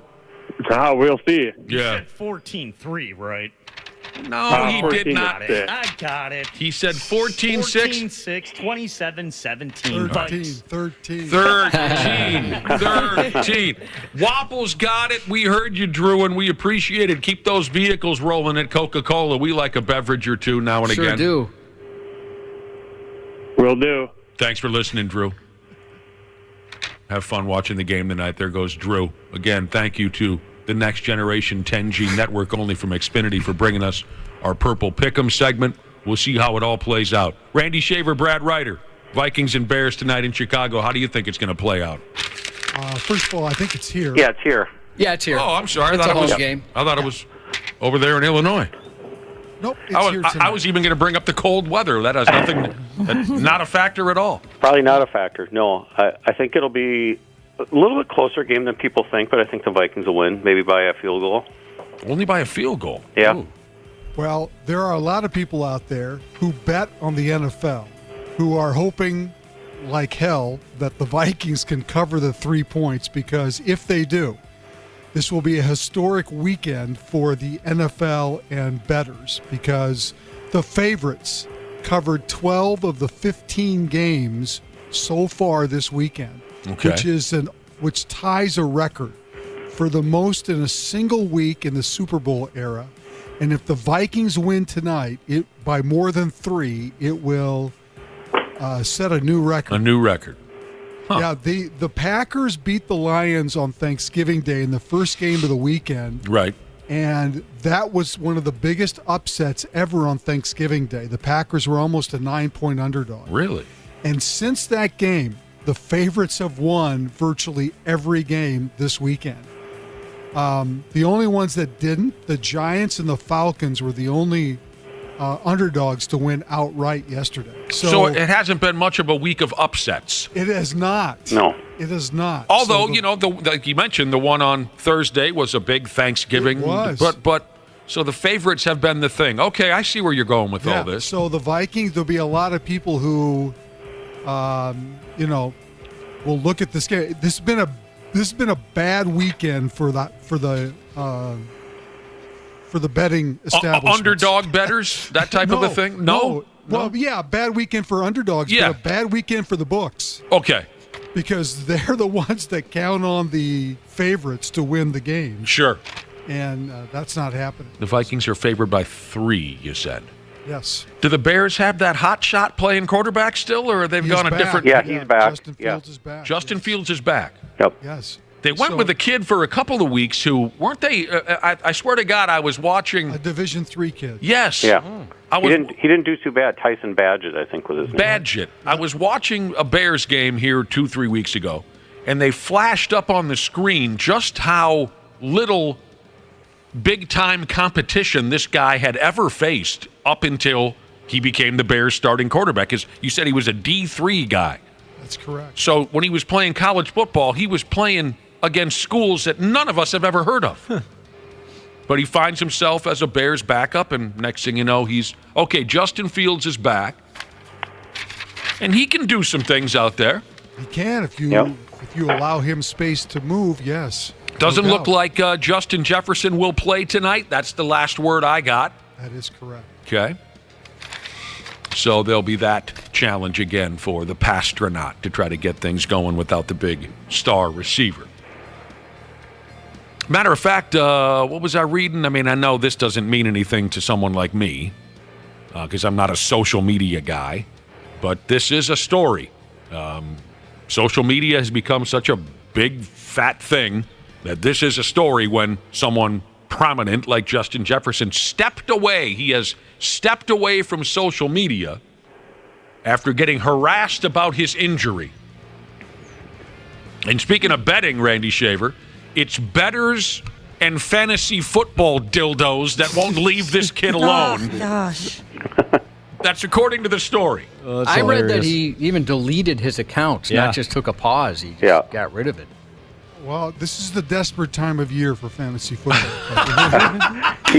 Spoken like somebody else who didn't have a very good week. So I don't have any. I understand where It's they're a all coming desperate from. time of year. I love the way you said that. Go after him. Get him. It's desperate. We want to know if you're going to play or not. Okay. Because a lot of that, our season is hanging in the balance. Are you going to send any? Are you going to tweet any? Are you part of players? the problem? Yeah, Have you been in contact with him? I have not been in contact with him, but I do have him on a roster, and I would love to see him play because I need him. Yeah, I hear you. It's coming down to it for fantasy football, Randy Shaver says. I need the guy, and it's been frustrating to not have him in the lineup. You got a lot of money on the line. I got pride on the line. Pride? Purple pride. That is hilarious. I mean, it's unfortunate and sad, but also hilarious that. What's sad about it? That fantasy football dorks are tweeting Justin Jefferson? You just need to draft a little deeper roster. Right? Come on, that's pathetic. There's nothing. No. It's pretty pathetic. To personally tweet the guy and say, hey, man, you're kind of effing up my scene over here. Well, I don't like that part of it. But I'm trying to there's beat... There's nothing wrong with asking him, are you going to play this week? Well, that doesn't sound like what the problem has been. A-hole comments. Yeah, they're being a little bit more aggressive. When are you going to get your fat ass back on the field? Well, what's your problem? I don't approve of that. I'm trying to beat my boss, Barry, this weekend. Barry's a real prick. Something. I got $2. I got $10 on the line. That's right. Barry deserves to Justin Jefferson sitting there saying, "Oh, who's Barry?" And I don't care that you're playing your boss this weekend. Even was it Alexander Madison, the running back, said earlier this year he had a fumble in the game against the Eagles, and he had all the fantasy football maniacs crawling up his ass. Oh, that was terrible. It was also a lot of racist stuff. It was awful. I think the NFL even released a statement on it. Oh, I wasn't aware that it got that bad. Yeah, it was really bad. Racially motivated. Give me a friggin' break. What the hell's the matter with some of you For God's sake. Anything grab you from yesterday's football games? I didn't see anything. That Bills, I'm sorry, Dana, but that Bills-Eagles game was pretty good. It was an entertaining game. It was really good. Yeah. A little too entertaining. When they lined up for that 59-yard field goal in the wind and the rain, I'm like, there is no way. But he would have made that from 69. Yeah. Nice, by the way. Yeah. Somebody won a game on a 59-yard They field. tied it. The Eagles tied it with about 20 seconds left with a 59-yard field goal in the wind and the rain. Balls, Mahoney. Yeah, that was impressive. That's a long field goal. Yeah, and then the Texans just barely missed a 58-yard field goal to win the game. Yeah, I read about that. So the Houston Texans, this is the part of the story that threw me. I have this somewhere. What's that? Oh, here it is. That terrific quarterback they have, C.J. Stroud. Right. Had a couple 3 touchdowns. They were down 3 points to the Jacksonville Jaguars. This is the part of the story that grabbed me.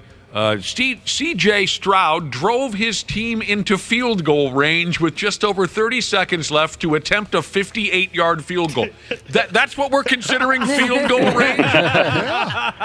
You cross midfield, you're in field goal range. I mean, I know that these days with the indoor stadiums and these kickers have these massive legs, I know that it's gotten a little bit. I don't think we should call 58 yards field goal range. From 58 yards away, it's on line. Does it have the distance? By the way, that's their backup kicker. That's not even their regular kicker. Right. Matt Amendola. Yes. Replacing an injured kicker. I had the name here and I lost it. Fairbairn. Fairbairn? Fairbairn. Yeah, that's unfair to the kicker. What are you talking about, field goal range? My leg almost came unhinged from the hip. I actually think that is field goal range. You look around the NFL, these guys. I know what they're capable they of. make these field goals on a regular basis. They don't make amazing. 58 on a regular basis. Yes, they do. What do you consider a regular basis? 3 out of 10? No, I would say that they probably make those 7 out of 10 times. Well. Yeah, Justin Tucker still has the record with 66 yards. You're asking a lot of these friggin' guys. You're asking a lot of these guys. They get paid a lot, though, too. And all they do is kick. You make more money than those guys. That's true. Deserve it, too. Okay, he doinked it. He doinked it, didn't he? Yeah, hit the crossbar. Off the crossbar. You always liked that bit, didn't you, Randy? The doink off the crossbar. Well, you giggle your ass off. The double doink is where it's at. Oh, that was a fun one. Wasn't there a Viking kicker or a Bears kicker? Somebody had the double doink. That was a Bears kicker, I think, back in the playoffs a few years ago. Oh, yeah, you rode him into the ground, that Bears kicker. What was that kicker's name? I don't know. And you neglected. I never talked about it. Never said a word. You it refused. was on his fantasy football team. Well, he remembers. What I remember, quiet about that. It was a big playoff game. You're right. Cody Parkey's. Yeah, Cody Parkey's. I'll go with that. Randy refused to admit that a player from the opposite team got his hand on the football. Remember that? Even though there was clear evidence. There was not clear evidence. The guy blocked the kick, and Randy he criticized. didn't block it. Okay, I was seeing things. Of course you were. What a tough gig for kickers these days when the coach says, well, go ahead. We're within 58 yards. Do your job, kid. It's raining. It's windy. Yeah, it's rainy. What do you? Go ahead and win us the game. If you don't, you're a puke. You'll be kicking from the opposite end zone, but we have faith in you. Go out there and let it rip. Tough gig. Back to Dana's adopted favorite team, the Buffalo Bills, how quickly they turn, how quickly fans turn. You know, and what, year ago, 2 years ago, this guy, hell, he didn't have to pay for a drink anywhere in Buffalo, and now the top trending Twitter statement these days is fire McDermott, the head coach of the Bills. What's his name? Sean McDermott. John? Sean. Juan? Right? I mean, 2 years ago, the guy could get laid in any corner of Buffalo. Right. And now the fans are starting Twitter trends to fire this guy. They had the Buffalo Bills, one of their players shoved an Eagles fan. I didn't see that. Oh, that's funny. Is that up on our site? Something tells me the Eagles fan probably deserved Oh, it. he did. Yeah, I watched the video. He was in his face. He deserved it. There's a lot of cursing and swearing going on. Yeah. This Eagles fan's in the front row of their ballpark there, and he's right behind the Buffalo bench, and he would not sit down and shut up. And the Bills are obviously not having a great time lately. And one of their players, Shaq Lawson, was tired of hearing it. And he walked up to this guy, and they got nose to nose. And I'll give that Eagles fan credit. He did not back down. He stood right up, and this Lawson guy gave the fan a shove. So I imagine he's going to see some money flying out his wallet. Is that up? Did you say it was up on our website, Josh? Yeah. That's good stuff. I'm guessing he was pretty drunk, too. Well, Shaq? Who's Shaq? Yeah. You got to be drunk out on the ball field, are they? Oh, man. The way the Bills season is going right now, they might. They might want to do some halftime rally shots at this point. Right. That's unbelievable. What They're else happened? 6-6 heading into the bye week. That's not good. They're 6-6? Yep. Mm-hmm. That's not going to cut it in the Big Ten. No. Well, that'll get you in a bowl It will game. In the West. Yeah. You can 5 get in a and bowl 7 game. will get you in a bowl game. I love that story. We're going to get there in just a minute. I love that story about Golden Gopher football. But a couple more football stories, NFL, I should say, stories from yesterday. Folks were talking about this Jamar Chase, a wide receiver for Cincinnati, made a catch while holding a mouth guard. Mouth guard goes away. Ball goes into his hands. Strong hands. Look at him. He caught it with the mouth guard and the ball. You got to see the video. He's tussling with the defensive back from Pittsburgh, as he's running his route, this Jamar Chase. You know how they allow you to molest each other down the field. Not as much as I'd like. I'm serious. Personally, I would be a much bigger NFL fan if pass interference was eliminated. I think that the D-back and the receivers should be able to fight to the friggin' death for that football. I'm so friggin' sick of pass interference. You throw it up in the air, something happens. Oh, we got 35 yards on a penalty. I don't like that. But anyway, so Chase and this D-back for the Steelers, Joey Porter Jr., I believe is his name, they're tussling, and somehow right before the football gets to Jamar Chase, he accidentally pulls the mouth guard out the yap of Joey Porter. You following what I'm saying here? Yeah. Yep. And then he catches the football with that guy's. You got to see the video. It's up on 93x.com. Is this for real? Speaking of wide receivers, DK Metcalf of the Seattle Seahawks has learned sign language so he can trash talk opponents without getting a penalty flag. That's so awesome. That's his goal. I take ASL now on my off days, American Sign Language. I mean, I kept getting flags for my mouthing, so got to sign my talking now. That's what I got to do, man, to keep myself busy. That's hilarious. That's dedication to trash talking. That's genius, but how many of the people he's trash talking are going to know sign language? Well, that's a good question. Maybe he just wants the hearing impaired people to enjoy him. Yeah, to enjoy it, which I think is pretty cool if that's what he's trying to do. DK Metcalf. He did not have a good game this weekend. I can tell you that from a fantasy football owner. You guys are junkies. You're junkies is what you are. Stay away from Seattle. You don't ever draft anybody from Seattle, No. Randy? He's a good receiver, but he had a bad week. What I'll always remember about DK Metcalf is, you see the guy play football. You see him running around, catching the football. The guy can just jump over the crossbar if you asked him to. He's this incredible athlete. He's made of friggin' steel if you've ever seen him with his shirt off. But then a few years ago, he went to a charity softball game, and he could not make contact with that ball if you offered him $10 billion. I like that kind of stuff, don't He you? looked like attempting to hit a softball, it looked like he handed a bat to a 2-year-old. How is that possible? I know. It's amazing. Russell Wilson. They call him Mr. Unlimited. Everyone was talking about him from his ball game yesterday against the Cleveland Browns. He got up to the line of scrimmage and had a funny audible that you might recognize the slogan. Pizza, pizza, pizza. Like Little Caesars. Pizza, pizza. He's doing an ad for Little Caesars. Can you get away with that, Josh? I think you can, yeah. Oh, wait. Is Papa John still a big sponsor of the NFL, or is that all done? I don't know. No, I think they are. I love that. Pizza, pizza, just like the old Little Caesars commercials. Yeah, Pizza, pizza. I don't think Subway's too happy with him. Why? What do you do to Subway? He's the spokesman for Subway. Oh, is he? Mm-hmm. I thought it was. So he's got an audible eat There's fresh a when he lot gets of to the guys line. that are supposed Well, to- he's so- one of them. You're saying, Wobble, because I always see that dope Steph Curry. Steph Curry's Well, on there. Yeah, they have a little bit of everybody at I'm Subway. sorry, Yeah. not Shaq, Barkley. Yep. Does Shaq do a lot of commercials? All right, Golden Gopher football. I love this effing story. So they got beat over the weekend by Wisco.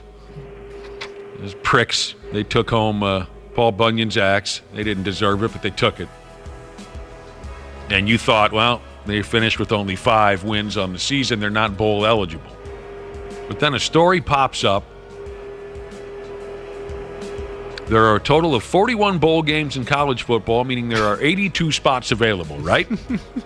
But after Saturday wrapped up, all the games were played Saturday, they found out that there's only 81 teams with 6 wins on the season. Only 81 bowl-eligible teams. They need 82. So among the 5-win teams, the tiebreaker in college football is their grades. And apparently the Golden Gopher football team has the best grades No of the way. of the 5-win teams sitting around thinking they're not going anywhere for a bowl game. It sounds like they're going to get a bowl bid because the kids did their friggin' homework. What a bunch of nerds. That's awesome. That's so cool. Did you got Randy and Brad? Did you know that ahead of time? Yeah. That you Yes. did? I didn't know that. So Wake Forest was ahead of them on that grade scale, and they got beat. Right. So they got eliminated. Right. And then they needed Colorado State to lose to Hawaii in an upset in order for them to be eligible. So they found out at like 1:30 in the morning on Sunday, I think it was, or Saturday. And I think that game ended on a 50-plus yard field goal. It did. Yeah. It did. And so that's how they ended up at 5 wins and bowl eligible. Well, yeah, but where they end up playing is still a mystery because they've played in that bowl in Detroit too many times. So I saw a couple things online yesterday that they may end up playing Mexico State. Jerry Kill. Yes. That'd be hilarious. Who had a great in the New Mexico Bowl. a friend of mine brought that up at the bar yesterday. A friend of mine mentioned 9-3 this year. Good and for beat Jerry Auburn. Kill. Auburn paid him $1 million or some crazy number to come play the last game before they played Alabama in the their big rivalry game. Iron Bowl, yeah. And New Mexico State went to Auburn and won. I didn't know that. Yeah. Good for Jerry Kill. That'd be great to see those two teams play. But that is funny. The academics came into play. The Golden Gopher football team, they get good grades. And it's going to get them a trip to, what'd you say, New Mexico? Yeah, Could be New Mexico. Albuquerque in the middle of December. What this all tells us is, A, there's too many bowl games. It's just crazy how many bowl games there are. And 5-win teams, to be 5-7 and be rewarded with a bowl game is pretty bad. They went 0-4 in November. That's just pretty bad. And It wasn't great. Speaking of that Alabama team, they had that unbelievable finish. What a disaster that was, playing Auburn, the Iron Bowl, the big rivalry. Yes. I don't have any idea how. Does everyone know the play that I'm talking about? Yeah. Yes. How in God's name was the defensive back for Auburn just not standing right next to that wide receiver in the back of the end zone? Touchdown, Alabama! Isaiah Bond on a 4th and a mile. Bond. Isaiah Bond. Nice. Well, also... That announcer pissed me off with that. He had to. He did it like 5 times. Why did Auburn stop rushing the quarterback? I didn't understand They only rushed what they 2 were doing. players. They rushed 2 guys. They rushed 2 guys. They had a spy on the quarterback, and they didn't put any the guy could have stood back there for another 10 seconds. Right. It's just amazing that, they were at the 31-yard line? Yeah. So everyone just kind of went back into the end zone and stood next to a guy. And you would have thought that was foolproof. I mean, what's he going to do? How's the quarterback going to surprise us with this? But somehow he finds this guy in the back of the end zone, and the D-back was 3-4 yards away from him. The D-back also had his back to the quarterback, which I don't understand on that play That's either. ridiculous. How is that even possible? Yeah, just There's so stand much next to a time guy. be right. Isn't this also the series where Auburn returned a missed field goal for a touchdown to win the game? 3 or 4 years ago. Yeah. It was So they've had some crazy finishes in this. They called the it Iron Bowl. The Kick Six. Yes. I remember that play. Yeah. No, the dude with the Isaiah Bond. Okay, that's kind of cute and everything, but was anyone else watching?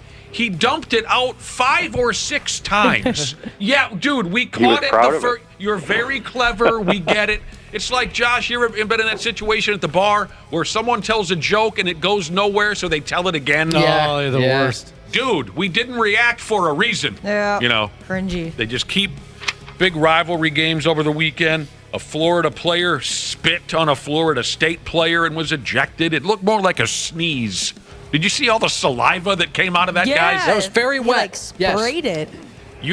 Virginia Tech beats Virginia at Virginia's ballpark, right?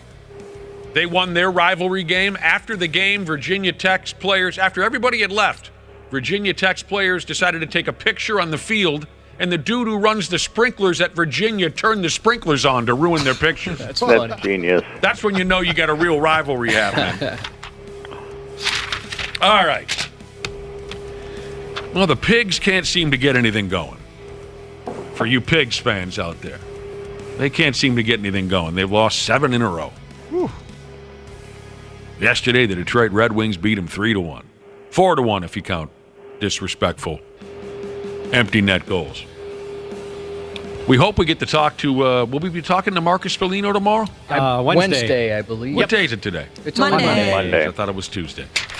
We'll be talking to Marcus Foligno this week. We'll ask him what the hell is going on over there. He better have some answers.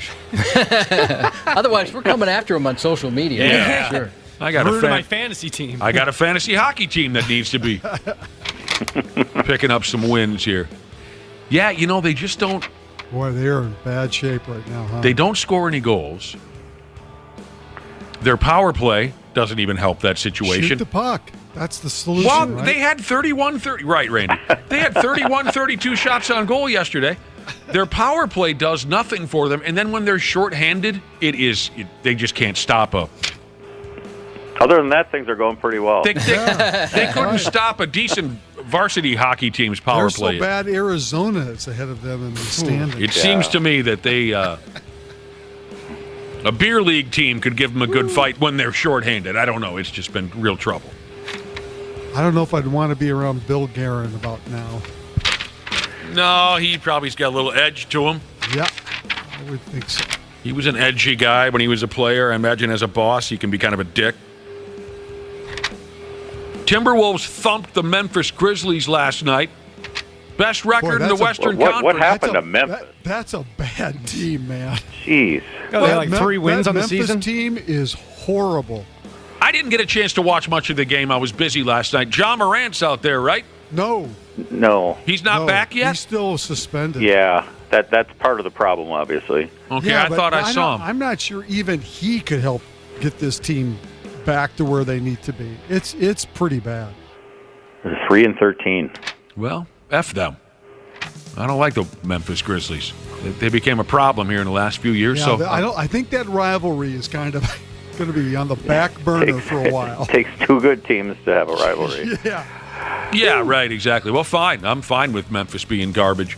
Wolves have the best record in the Western Conference. They're 12-4. Next up, they face the second best club record-wise in the West, and that's Oklahoma City tomorrow night. Which is a great story, and just a great story. That team, when you look at all the draft picks they have over the next 4 or 5 years, it's insane how good they can end up being. I don't like to hear that. Really good. I want everyone else in the West to be garbage. Mike Conley had a great game last night. 18 points. I think he hit 6 3-pointers, 5 3-pointers. Anthony Edwards, of course. Carl, nice game. Rudy had a nice game. Anthony Edwards, you heard it in our intro. He thinks he could be the first athlete to play in both the NBA and the NFL. Would you still feel like you can go play football? Yeah, Is it a basketball player that switched and did both? I think I might be the first one. You gonna do it? I'm gonna try. When? First, I got to handle my business in the NBA. What all you got to do? Tell us. I just want to, as a team, Minnesota organization, we want to win a championship. Mm-hmm. And after that, we'll figure it out. That means you got to pass the ball. I passed the ball. I hope he doesn't do this. He won't. He's not doing it. I don't want to see him get hurt or. He'll have $150 million a year reason not to. Like Sly Stallone said in Rocky Balboa, Josh, I'm not looking to get mangled or embarrassed or anything like that. I don't want to see anything bad happen to A1 from by God day one. But it says here he hasn't played football since he was playing Pop Warner football. What is that, 6th grade? Yeah. Mm-hmm. But he was one of the top running backs in America at one point. Who keeps up with that? Who chases around 6th graders all weekend long to find out who's the... But anyway, yeah. He was, I guess, at one... Jim Peterson and Michael Grady were talking about this on the air a few days ago, the idea of Anthony Edwards playing basketball and football. And they brought up 2 guys. Charlie Ward. Yep, played at Florida State. Yep. Mm-hmm. Played professional basketball, but never made it to professional football. Yep. And the other, I did not know that. Yes, he was. I'm sorry. You're right. He was a quarterback for Florida State. Won the Heisman, didn't he? I don't know if he won. He was their starter when they were good. I don't know if he won the Heisman. Forget that. But right, he went on to play in the NBA. He did not play in the NFL. The other name that Jim Peterson and Michael Grady were talking about, I did not know this guy was a dual sport athlete. Of course, Allen Iverson, terrific NBA player. In college, he also played football, and they say he was a terrific defensive back. Oh, wow. Never heard that. Well, Jason Williams, longtime White Chocolate, as people know him, played in the NBA for a number of years. He was high school teammates with Randy Moss, and he said on a podcast recently that if Moss had played college basketball instead of football, there's no doubt he would have been in the NBA. Really? Mm-hmm. I don't know. I don't see that from Randy Moss. He was so scrawny. Yeah. When he was young. Yeah. Fresh out of college. Well, there you go. Edwards is never short on confidence. That's for sure. Yeah. I love that guy. And you know what? They are backing everything up right now. So. Yep. Yeah, that's true. Okay, here we got a text coming in, right? Of course, Dave Winfield got drafted by 3 professional leagues. Yes, he did. Absolutely. Yep. What else is going on? Golden Gopher basketball got beat last night by the University of San Francisco. They're struggling a little bit. Yep. Yeah.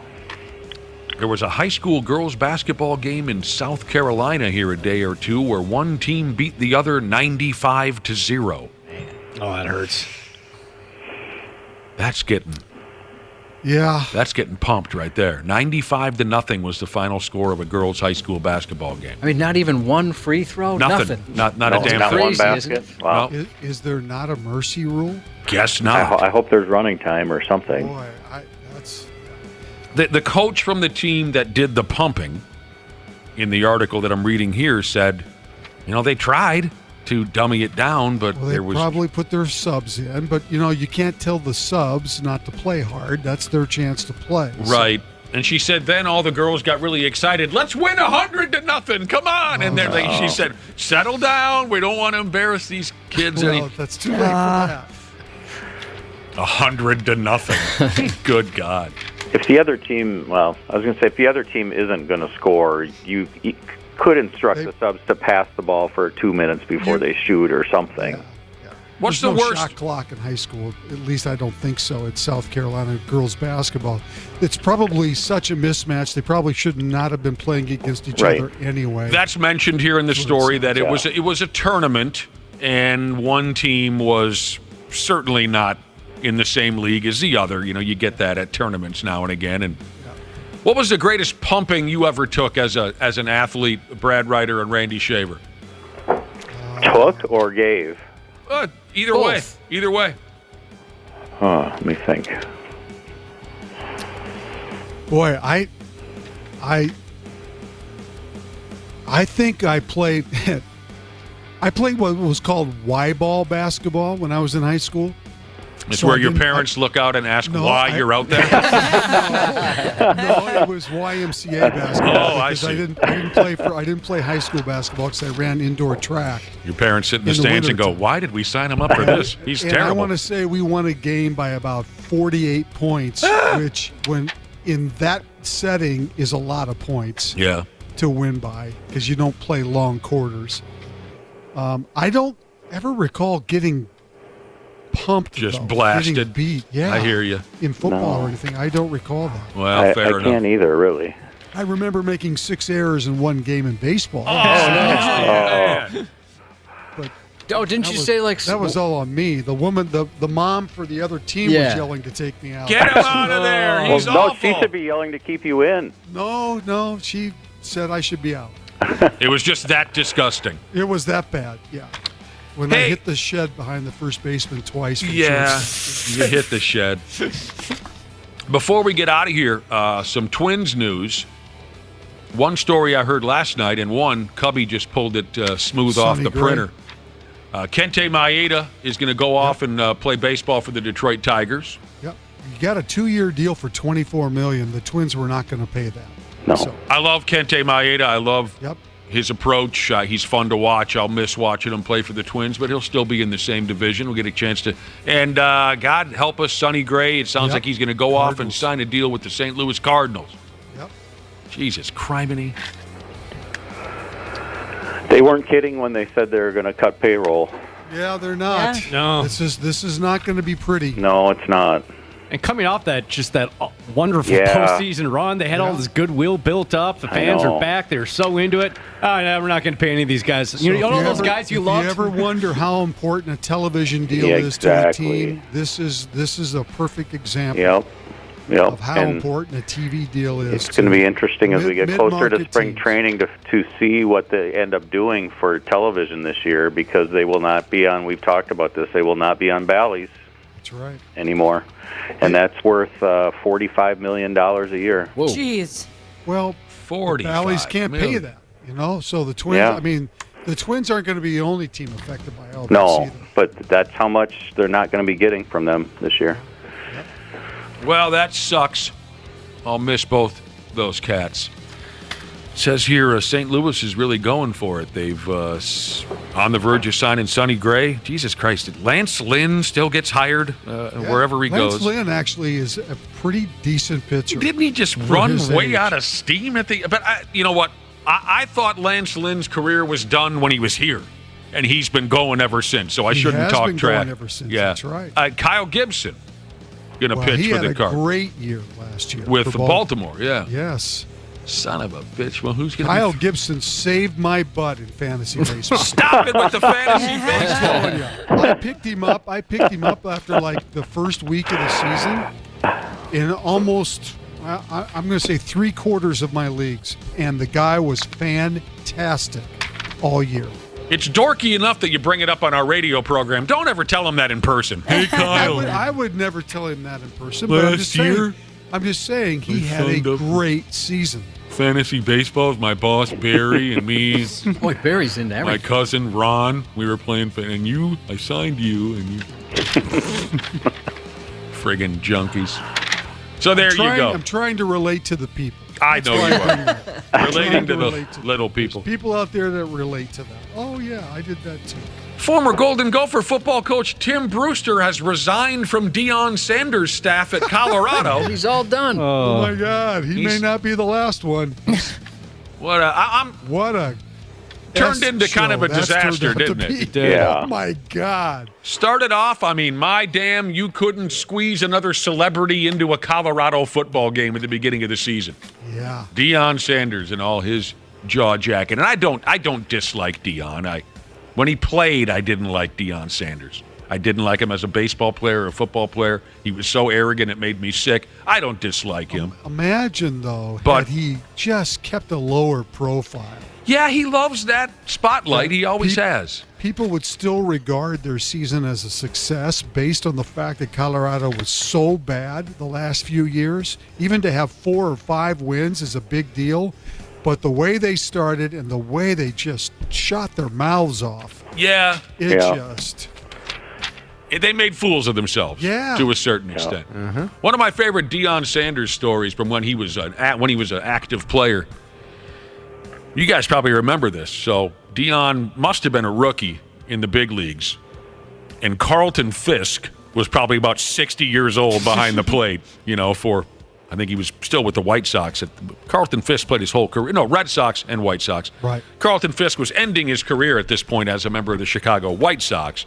And Deion Sanders steps into the batter's box, and he takes the baseball bat, he flips it upside down, he takes the knob of the bat, and before Deion stepped into the batter's box, he draws dollar signs in the batter's box.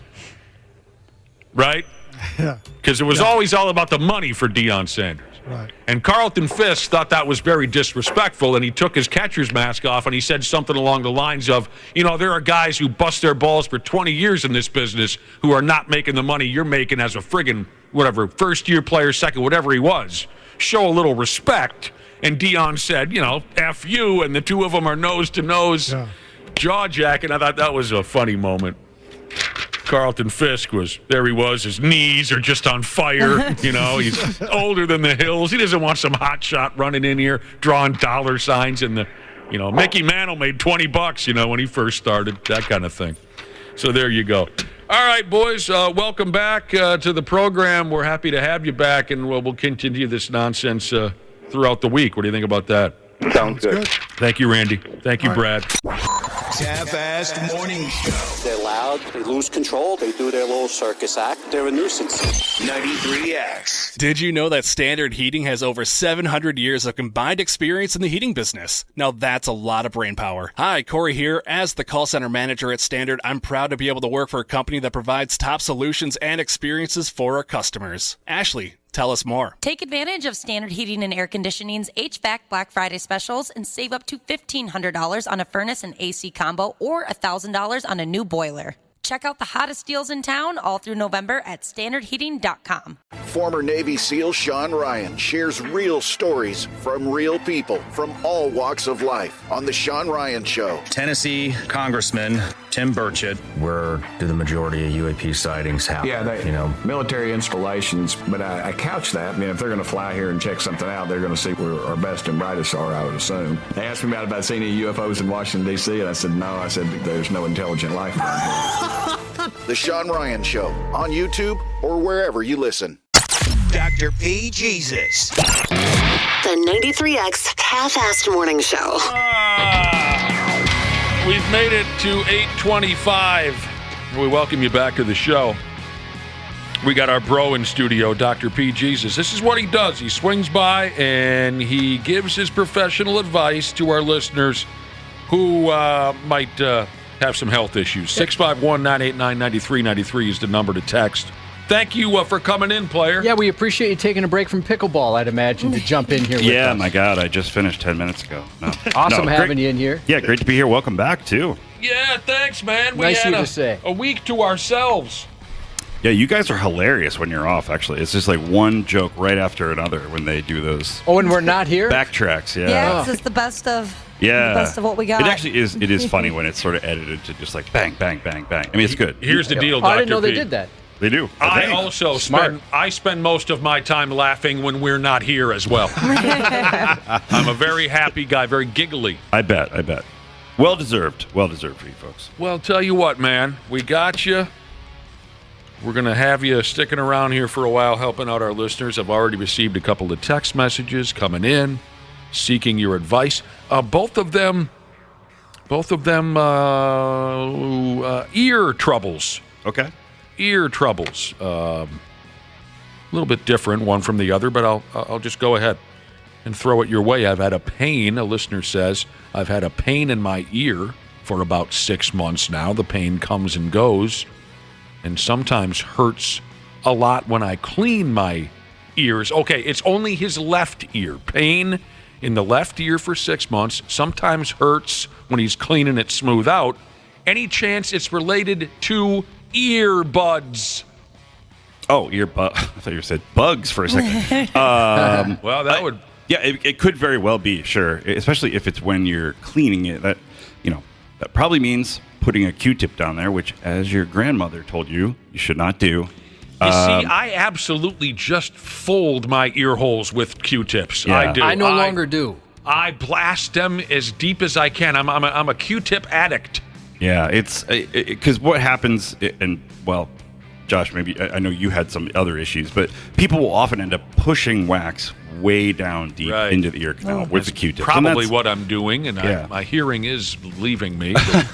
But that's probably what's going on with this person, because they're trying to clean, they're pushing the wax down there, and there could be an infection in there. If you get wax impacted down in the ear canal, you end up getting some water behind it quite often. Oh, sure. And then that's a nice little area. Probably a feeling of a great pressure. Yeah, I was wondering about that ear infection because that pain, it really hurts, but it comes and goes. Yeah, so just like that gentleman said. But just a dark, warm place with water is a great place for bacteria and fungus to grow. So, well, now what about folks who walk around with those earbuds jammed in there all day long? I think it has been shown that it does tend to just, I don't know whether it causes more wax production, but it clearly will push it down in there. It depends on the type you use. Whatever happened to Walkmans? They were so much. They were so much better for us. The on ear instead of in ear. Yeah, on ear. On ear. And I think I don't know. I guess I'm trying to remember if I've heard anything about whether hearing damage is different. I mean, if you have completely occluded ear canals with buds in there that aren't designed to be safe. They're just loud. You really can blast your hearing. I mean, if it's over your ear, you've got at least, especially the old Walkman. It didn't create a seal. It was just sort of sitting there with some foam pads right over your ears, and so you were a little less likely to blow away your eardrums. But yeah, this person should absolutely go get looked at. I mean, it is one of the most common things people come into primary care with is earwax. Earwax. You ever seen somebody get it removed? No, that's but had like impacted wax. You've told me that it's fascinating. That is something. Yeah, I mean, I've done it. I couldn't even imagine how many times. Have you ever almost gagged? Yeah, I mean, you're standing behind or to the side of the patient a little bit, so usually it's okay. But yeah, I mean, it can be impressive. Is it colorful? Yeah. Ew. Yeah. What colors are we talking? Yellowish and the one I saw. Yeah. My youngest had it done. I'm like, I started laughing like, my God, I mean, it's still going. I mean, is it like the size of like a? Well, it's mixed with water, right? They're spraying water. At least that's what they did for him. I don't know if how they always do it, Dr. P. It depends. But yeah, I mean, I have absolutely pulled some things out of people's ears. That like was the size wow. of an areola. Oh yeah, like on one of the larger areolas. I was thinking more of like a caterpillar. I should have said a quarter or a dime. I don't know why I said an areola, but oh no, yeah, we're talking like a silver dollar areola. Oh my God. Yeah. Okay, real quick, the other ear question, and then we can move on to other stuff. This is from CF Feed Hauling Jesus. I have a boil about the size of an areola. No, I'm kidding. I have a boil about the size of a dime behind my left earlobe. It hurts like hell. Also, the whole left side of my neck is swelling and sore. Ooh. Came on about 3 days ago. Okay, yeah, you got to get in for that because, I mean, you can get... Sounds like something is spreading. Right. That would be the concern. Yeah, I mean, you can get sort of pimple things behind the ear. I mean, it does seem like that's not an uncommon spot, but if you're getting swelling associated with that, especially extending down into the neck, I mean, that's a classic sign of an expanding bacterial infection that can be... I mean, it can be really, life-threatening, but can require extensive surgery to clean that out if it gets out of control. Turn off the radio and go to the doctor, dude. Truly, you don't want to ignore that. There's a thing called, I don't know why it's called this, but Ludwig's angina, which it sounds like a symphony. God. But it is like a naughty symphony. Yeah, I know, like the right. filthiest symphony. But it's a burlesque symphony. A massively spreading infection in the neck and sort of the spaces between the neck and all that. And yeah, I mean, it's bad. So all right, get in to be seen. Well, fair enough. Yes, absolutely. Get in there, son. Big Daddy Kevbo Jesus wants to know why, when he eats, he has pain in his upper abdomen. He said it feels like food just doesn't go down. Okay.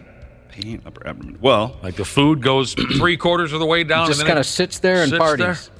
God help us. I mean, it may not be going down normally. It could be all sorts of things, but typically, it would be a problem with either the esophagus itself, with the junction of the esophagus and the stomach, or in the stomach. So it could be an ulcer, which is where you get an erosion of the lining of the stomach. Although, even though that will cause pain, that pain tends to be, at least if you do the classical sort of description of it, it's more when you're hungry, maybe it hurts, and then if you have some food, it might feel better briefly.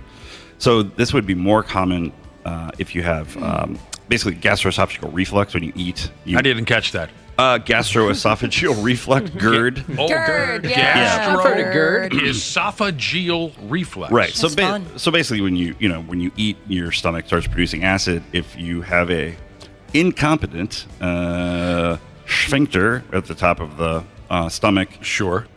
We have a couple of those sphincters, huh? We got them all over the place. All over the place. Although that one Which is actually... one's your favorite? It depends on the day and maybe the season. And maybe the partner. And the partner. Oh, jeez. Ooh. But yeah, it's actually not a true sphincter there, and I don't know why I keep saying it that way. I said areola, so. Yeah, true enough. But acid can come back up through, and it gets into your esophagus, and that hurts. But you could have, if you're someone who gets a lot of reflux, you can get almost some scarring of the esophagus, where there's like a tight ring of scar tissue that can be painful when you try to get food going down through there. So yeah, it's, again, we're just going to send everybody to the doctor. Doctors need business. No, but you're but working truly, for big doctor. But truly, you want to get that looked at. Usually, some antacid medicine would be a first line thing. But if you're having trouble getting food down, all right, that's usually when we say, somebody needs to look down there. I think we got an easy one here. This is from Built Like a House, Hung Like a Mouse, Jesus. His wife is currently pregnant and taking prenatal vitamins. He said she made him try one once and, quote, wow, oh, wow, they're absolutely delicious, LOL.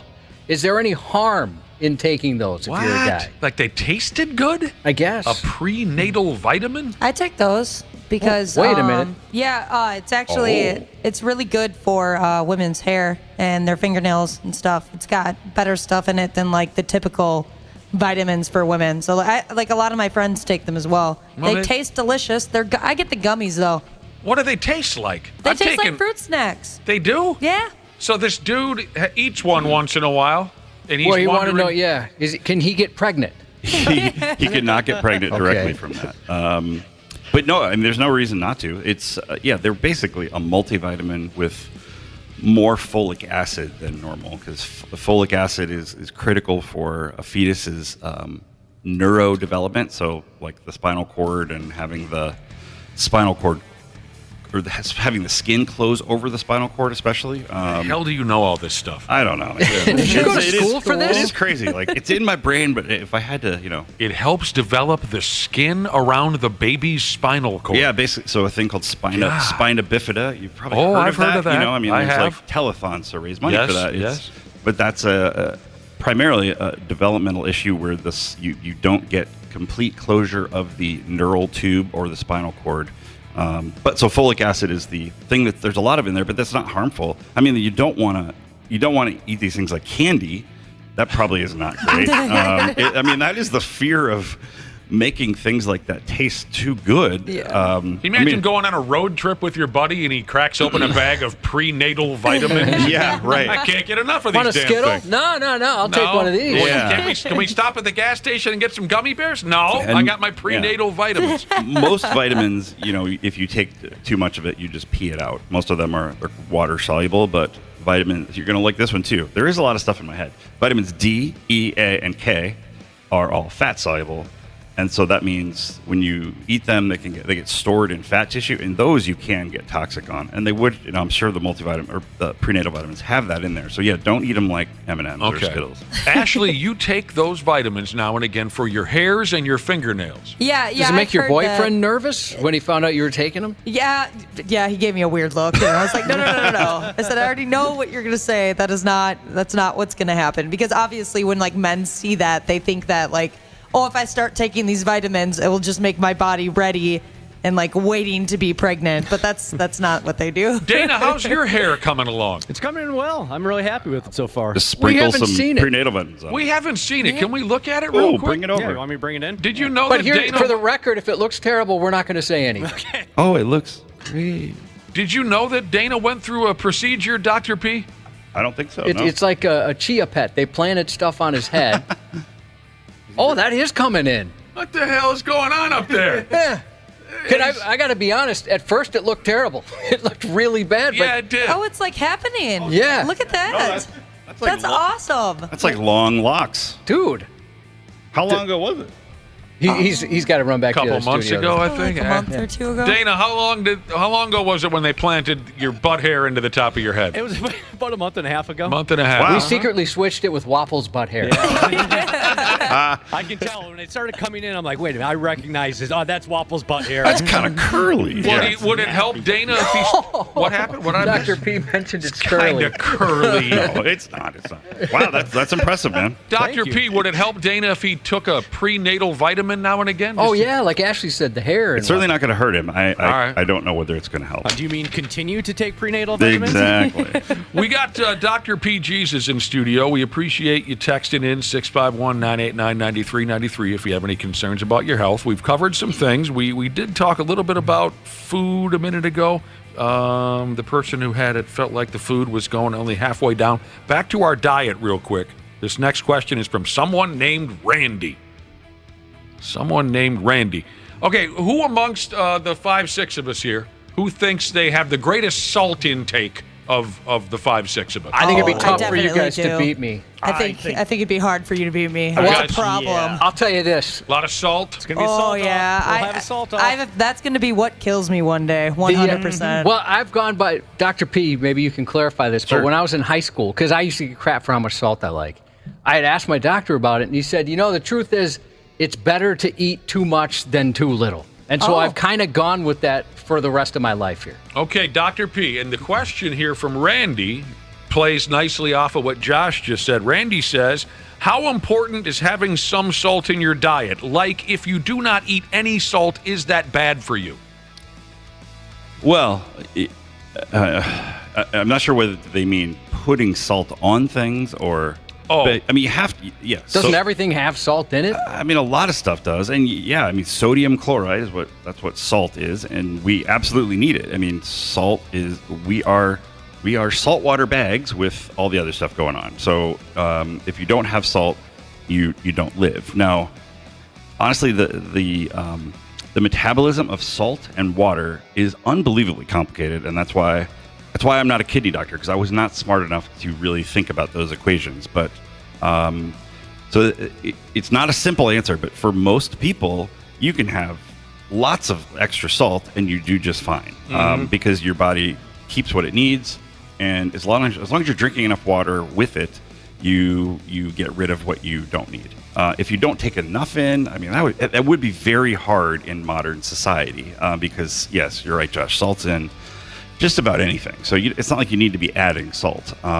If you were on some very strange diet, very restrictive, maybe you could not take in enough, but that would be unusual. That advice about salt is for people who are healthy, whose heart is healthy, who don't have major medical problems. If you have heart failure, if you have kidney problems, if you have a variety of other medical things, then your salt intake does matter, because the more salt you take in, usually, if your body's not clearing that as well as it should, you retain water with it, because we have to, essentially, because we are saltwater bags. And that if you have... Sounds like an insult, but it's not. No, it's just the truth. I find a lot of you much less attractive suddenly. Yeah, sorry. You just described all of us as saltwater bags. Yeah, I need to... Would you describe us as any other kind of bag? Yeah. Certainly nothing starting with a T. Yeah, I probably need to come up with a better term, but I'll think about that later. But so if you retain too much fluid and you have heart problems, you can go into heart failure. So there are some people who are very sensitive to salt, and so people who have high blood pressure, who have heart failure, those are the folks where they get a very restrictive sodium limited diet, and they often are quite unhappy about it because it means their food tends to be quite bland. No, I did leave. Do that. I'm sorry, go ahead. I don't know how people cut down on their salt like that because there was something going on with my mom. I think it was her blood pressure, and the doctor told her how much salt she was supposed to eat every day. And she was so disappointed, like almost in tears, figuring out how much salt was in a single pickle. She's like, I can't even eat pickles anymore. Yeah, I mean, pickles for sure. But yeah, it's true. If you really are having to stick to, whatever, a low sodium diet, it's tough. That'd be boring, too. Yeah, it would be. By the way, this is a true story. The family doctor that we were little kids, the one that told me about the salt, better to eat too much and too little, he did die of high blood pressure. Oh! I mean, he was, in his 70s, but that's right. apparently And he best. probably smoked cigarettes and all that, too, like all the cool doctors did. I don't know. Well, actually, just to go back to who takes in more salt, if we go to a restaurant where there's salt packets, my youngest, he hides them because he's so embarrassed of how many I have. And this just happened the other day, and like my stepdaughter's boyfriend went to grab one. I'm like, well, what are you doing? That's not for the table. This is for me. I love that. You can get your own. Packets. That's so cute. Are you putting it on the food, or are you just like kicking them back? I dump it all. I don't eat them straight. Yeah, I'll put it all on there. Shots of salt. But yeah, he covers it up. If they've got like a little advertising tent on the table or something, he'll cover it up. You embarrass him by your salt intake. Ashamed. Some people get slut shamed. Josh gets salt shamed. I've been salt shamed. Josh, you have a little salt lick next to your bed that you can sort of nurse yourself to sleep. Like a baby needs a bottle. Exactly. That's awesome. We know what to get him for Christmas. How disgusting. That is pretty bad. Middle of the night, he just starts tonguing this salt block. It's completely unconscious. Yes, Dr. P. Jesus is in studio with us. Dr. P, he is here, and he's happily fielding questions from our beautiful but not always altogether healthy listening audience. 651-989-9393 is how you can send us a text message. Yeah, hopefully, Dr. P, you can change some of this for some folks. I sure hope so. Like a 28-year-old male who texted in here, just got his lipids tested, and his LDL was 176. That's high, I'm assuming, based on the rest of his text? I mean, that's high, but for 28, it's not. What in the hell does any of that mean? Well, I'll finish the text, and then you go ahead. He said, adjusting the diet immediately, do I have major concerns for long-lasting effects from this? It doesn't sound like you were concerned by that number. I mean, it is. It's considered high. Cholesterol testing and how we use it to guide what we tell people to do or recommend people do has changed a bit over the years. It used to be very, very much based on just those numbers. If you get your cholesterol tested, they will give you typically a total cholesterol, the LDL, which is the quote-unquote bad cholesterol. And I say quote-unquote because it's not quite that simple, but HDL is the good cholesterol. I had an elevated HDL once. What does that mean? I mean, in general, because it's good cholesterol, which sort of helps. The way I think of it, it kind of helps sweep up bad stuff in the blood. Okay, so that's not like no, that's wrong? That's a good thing. It's generally, a good thing. There are very unusual situations where if your HDL, the good cholesterol, is high, that it might be an issue. But no, normally it's good. And then triglycerides is the other part. So total cholesterol, LDL, which is the bad, HDL, which is the good, and triglycerides, which is the free fats. And so he absolutely has time to make some dietary changes, maybe get it rechecked in 6 to 12 months. So instead of just looking at numbers, there's things called cardiac risk calculators that take into account your age, your gender, whether you smoke, whether you have diabetes, whether you have high blood pressure, and your cholesterol numbers, and kind of gives you like a 10-year, or how likely are you to have a cardiac event in the next 10 years. Yeah. They don't work great for someone as young as him just because it's so unusual, but again, we wouldn't say, oh my, your LDL is a little high, let's put you on Lipitor at 28, which is a cholesterol medicine.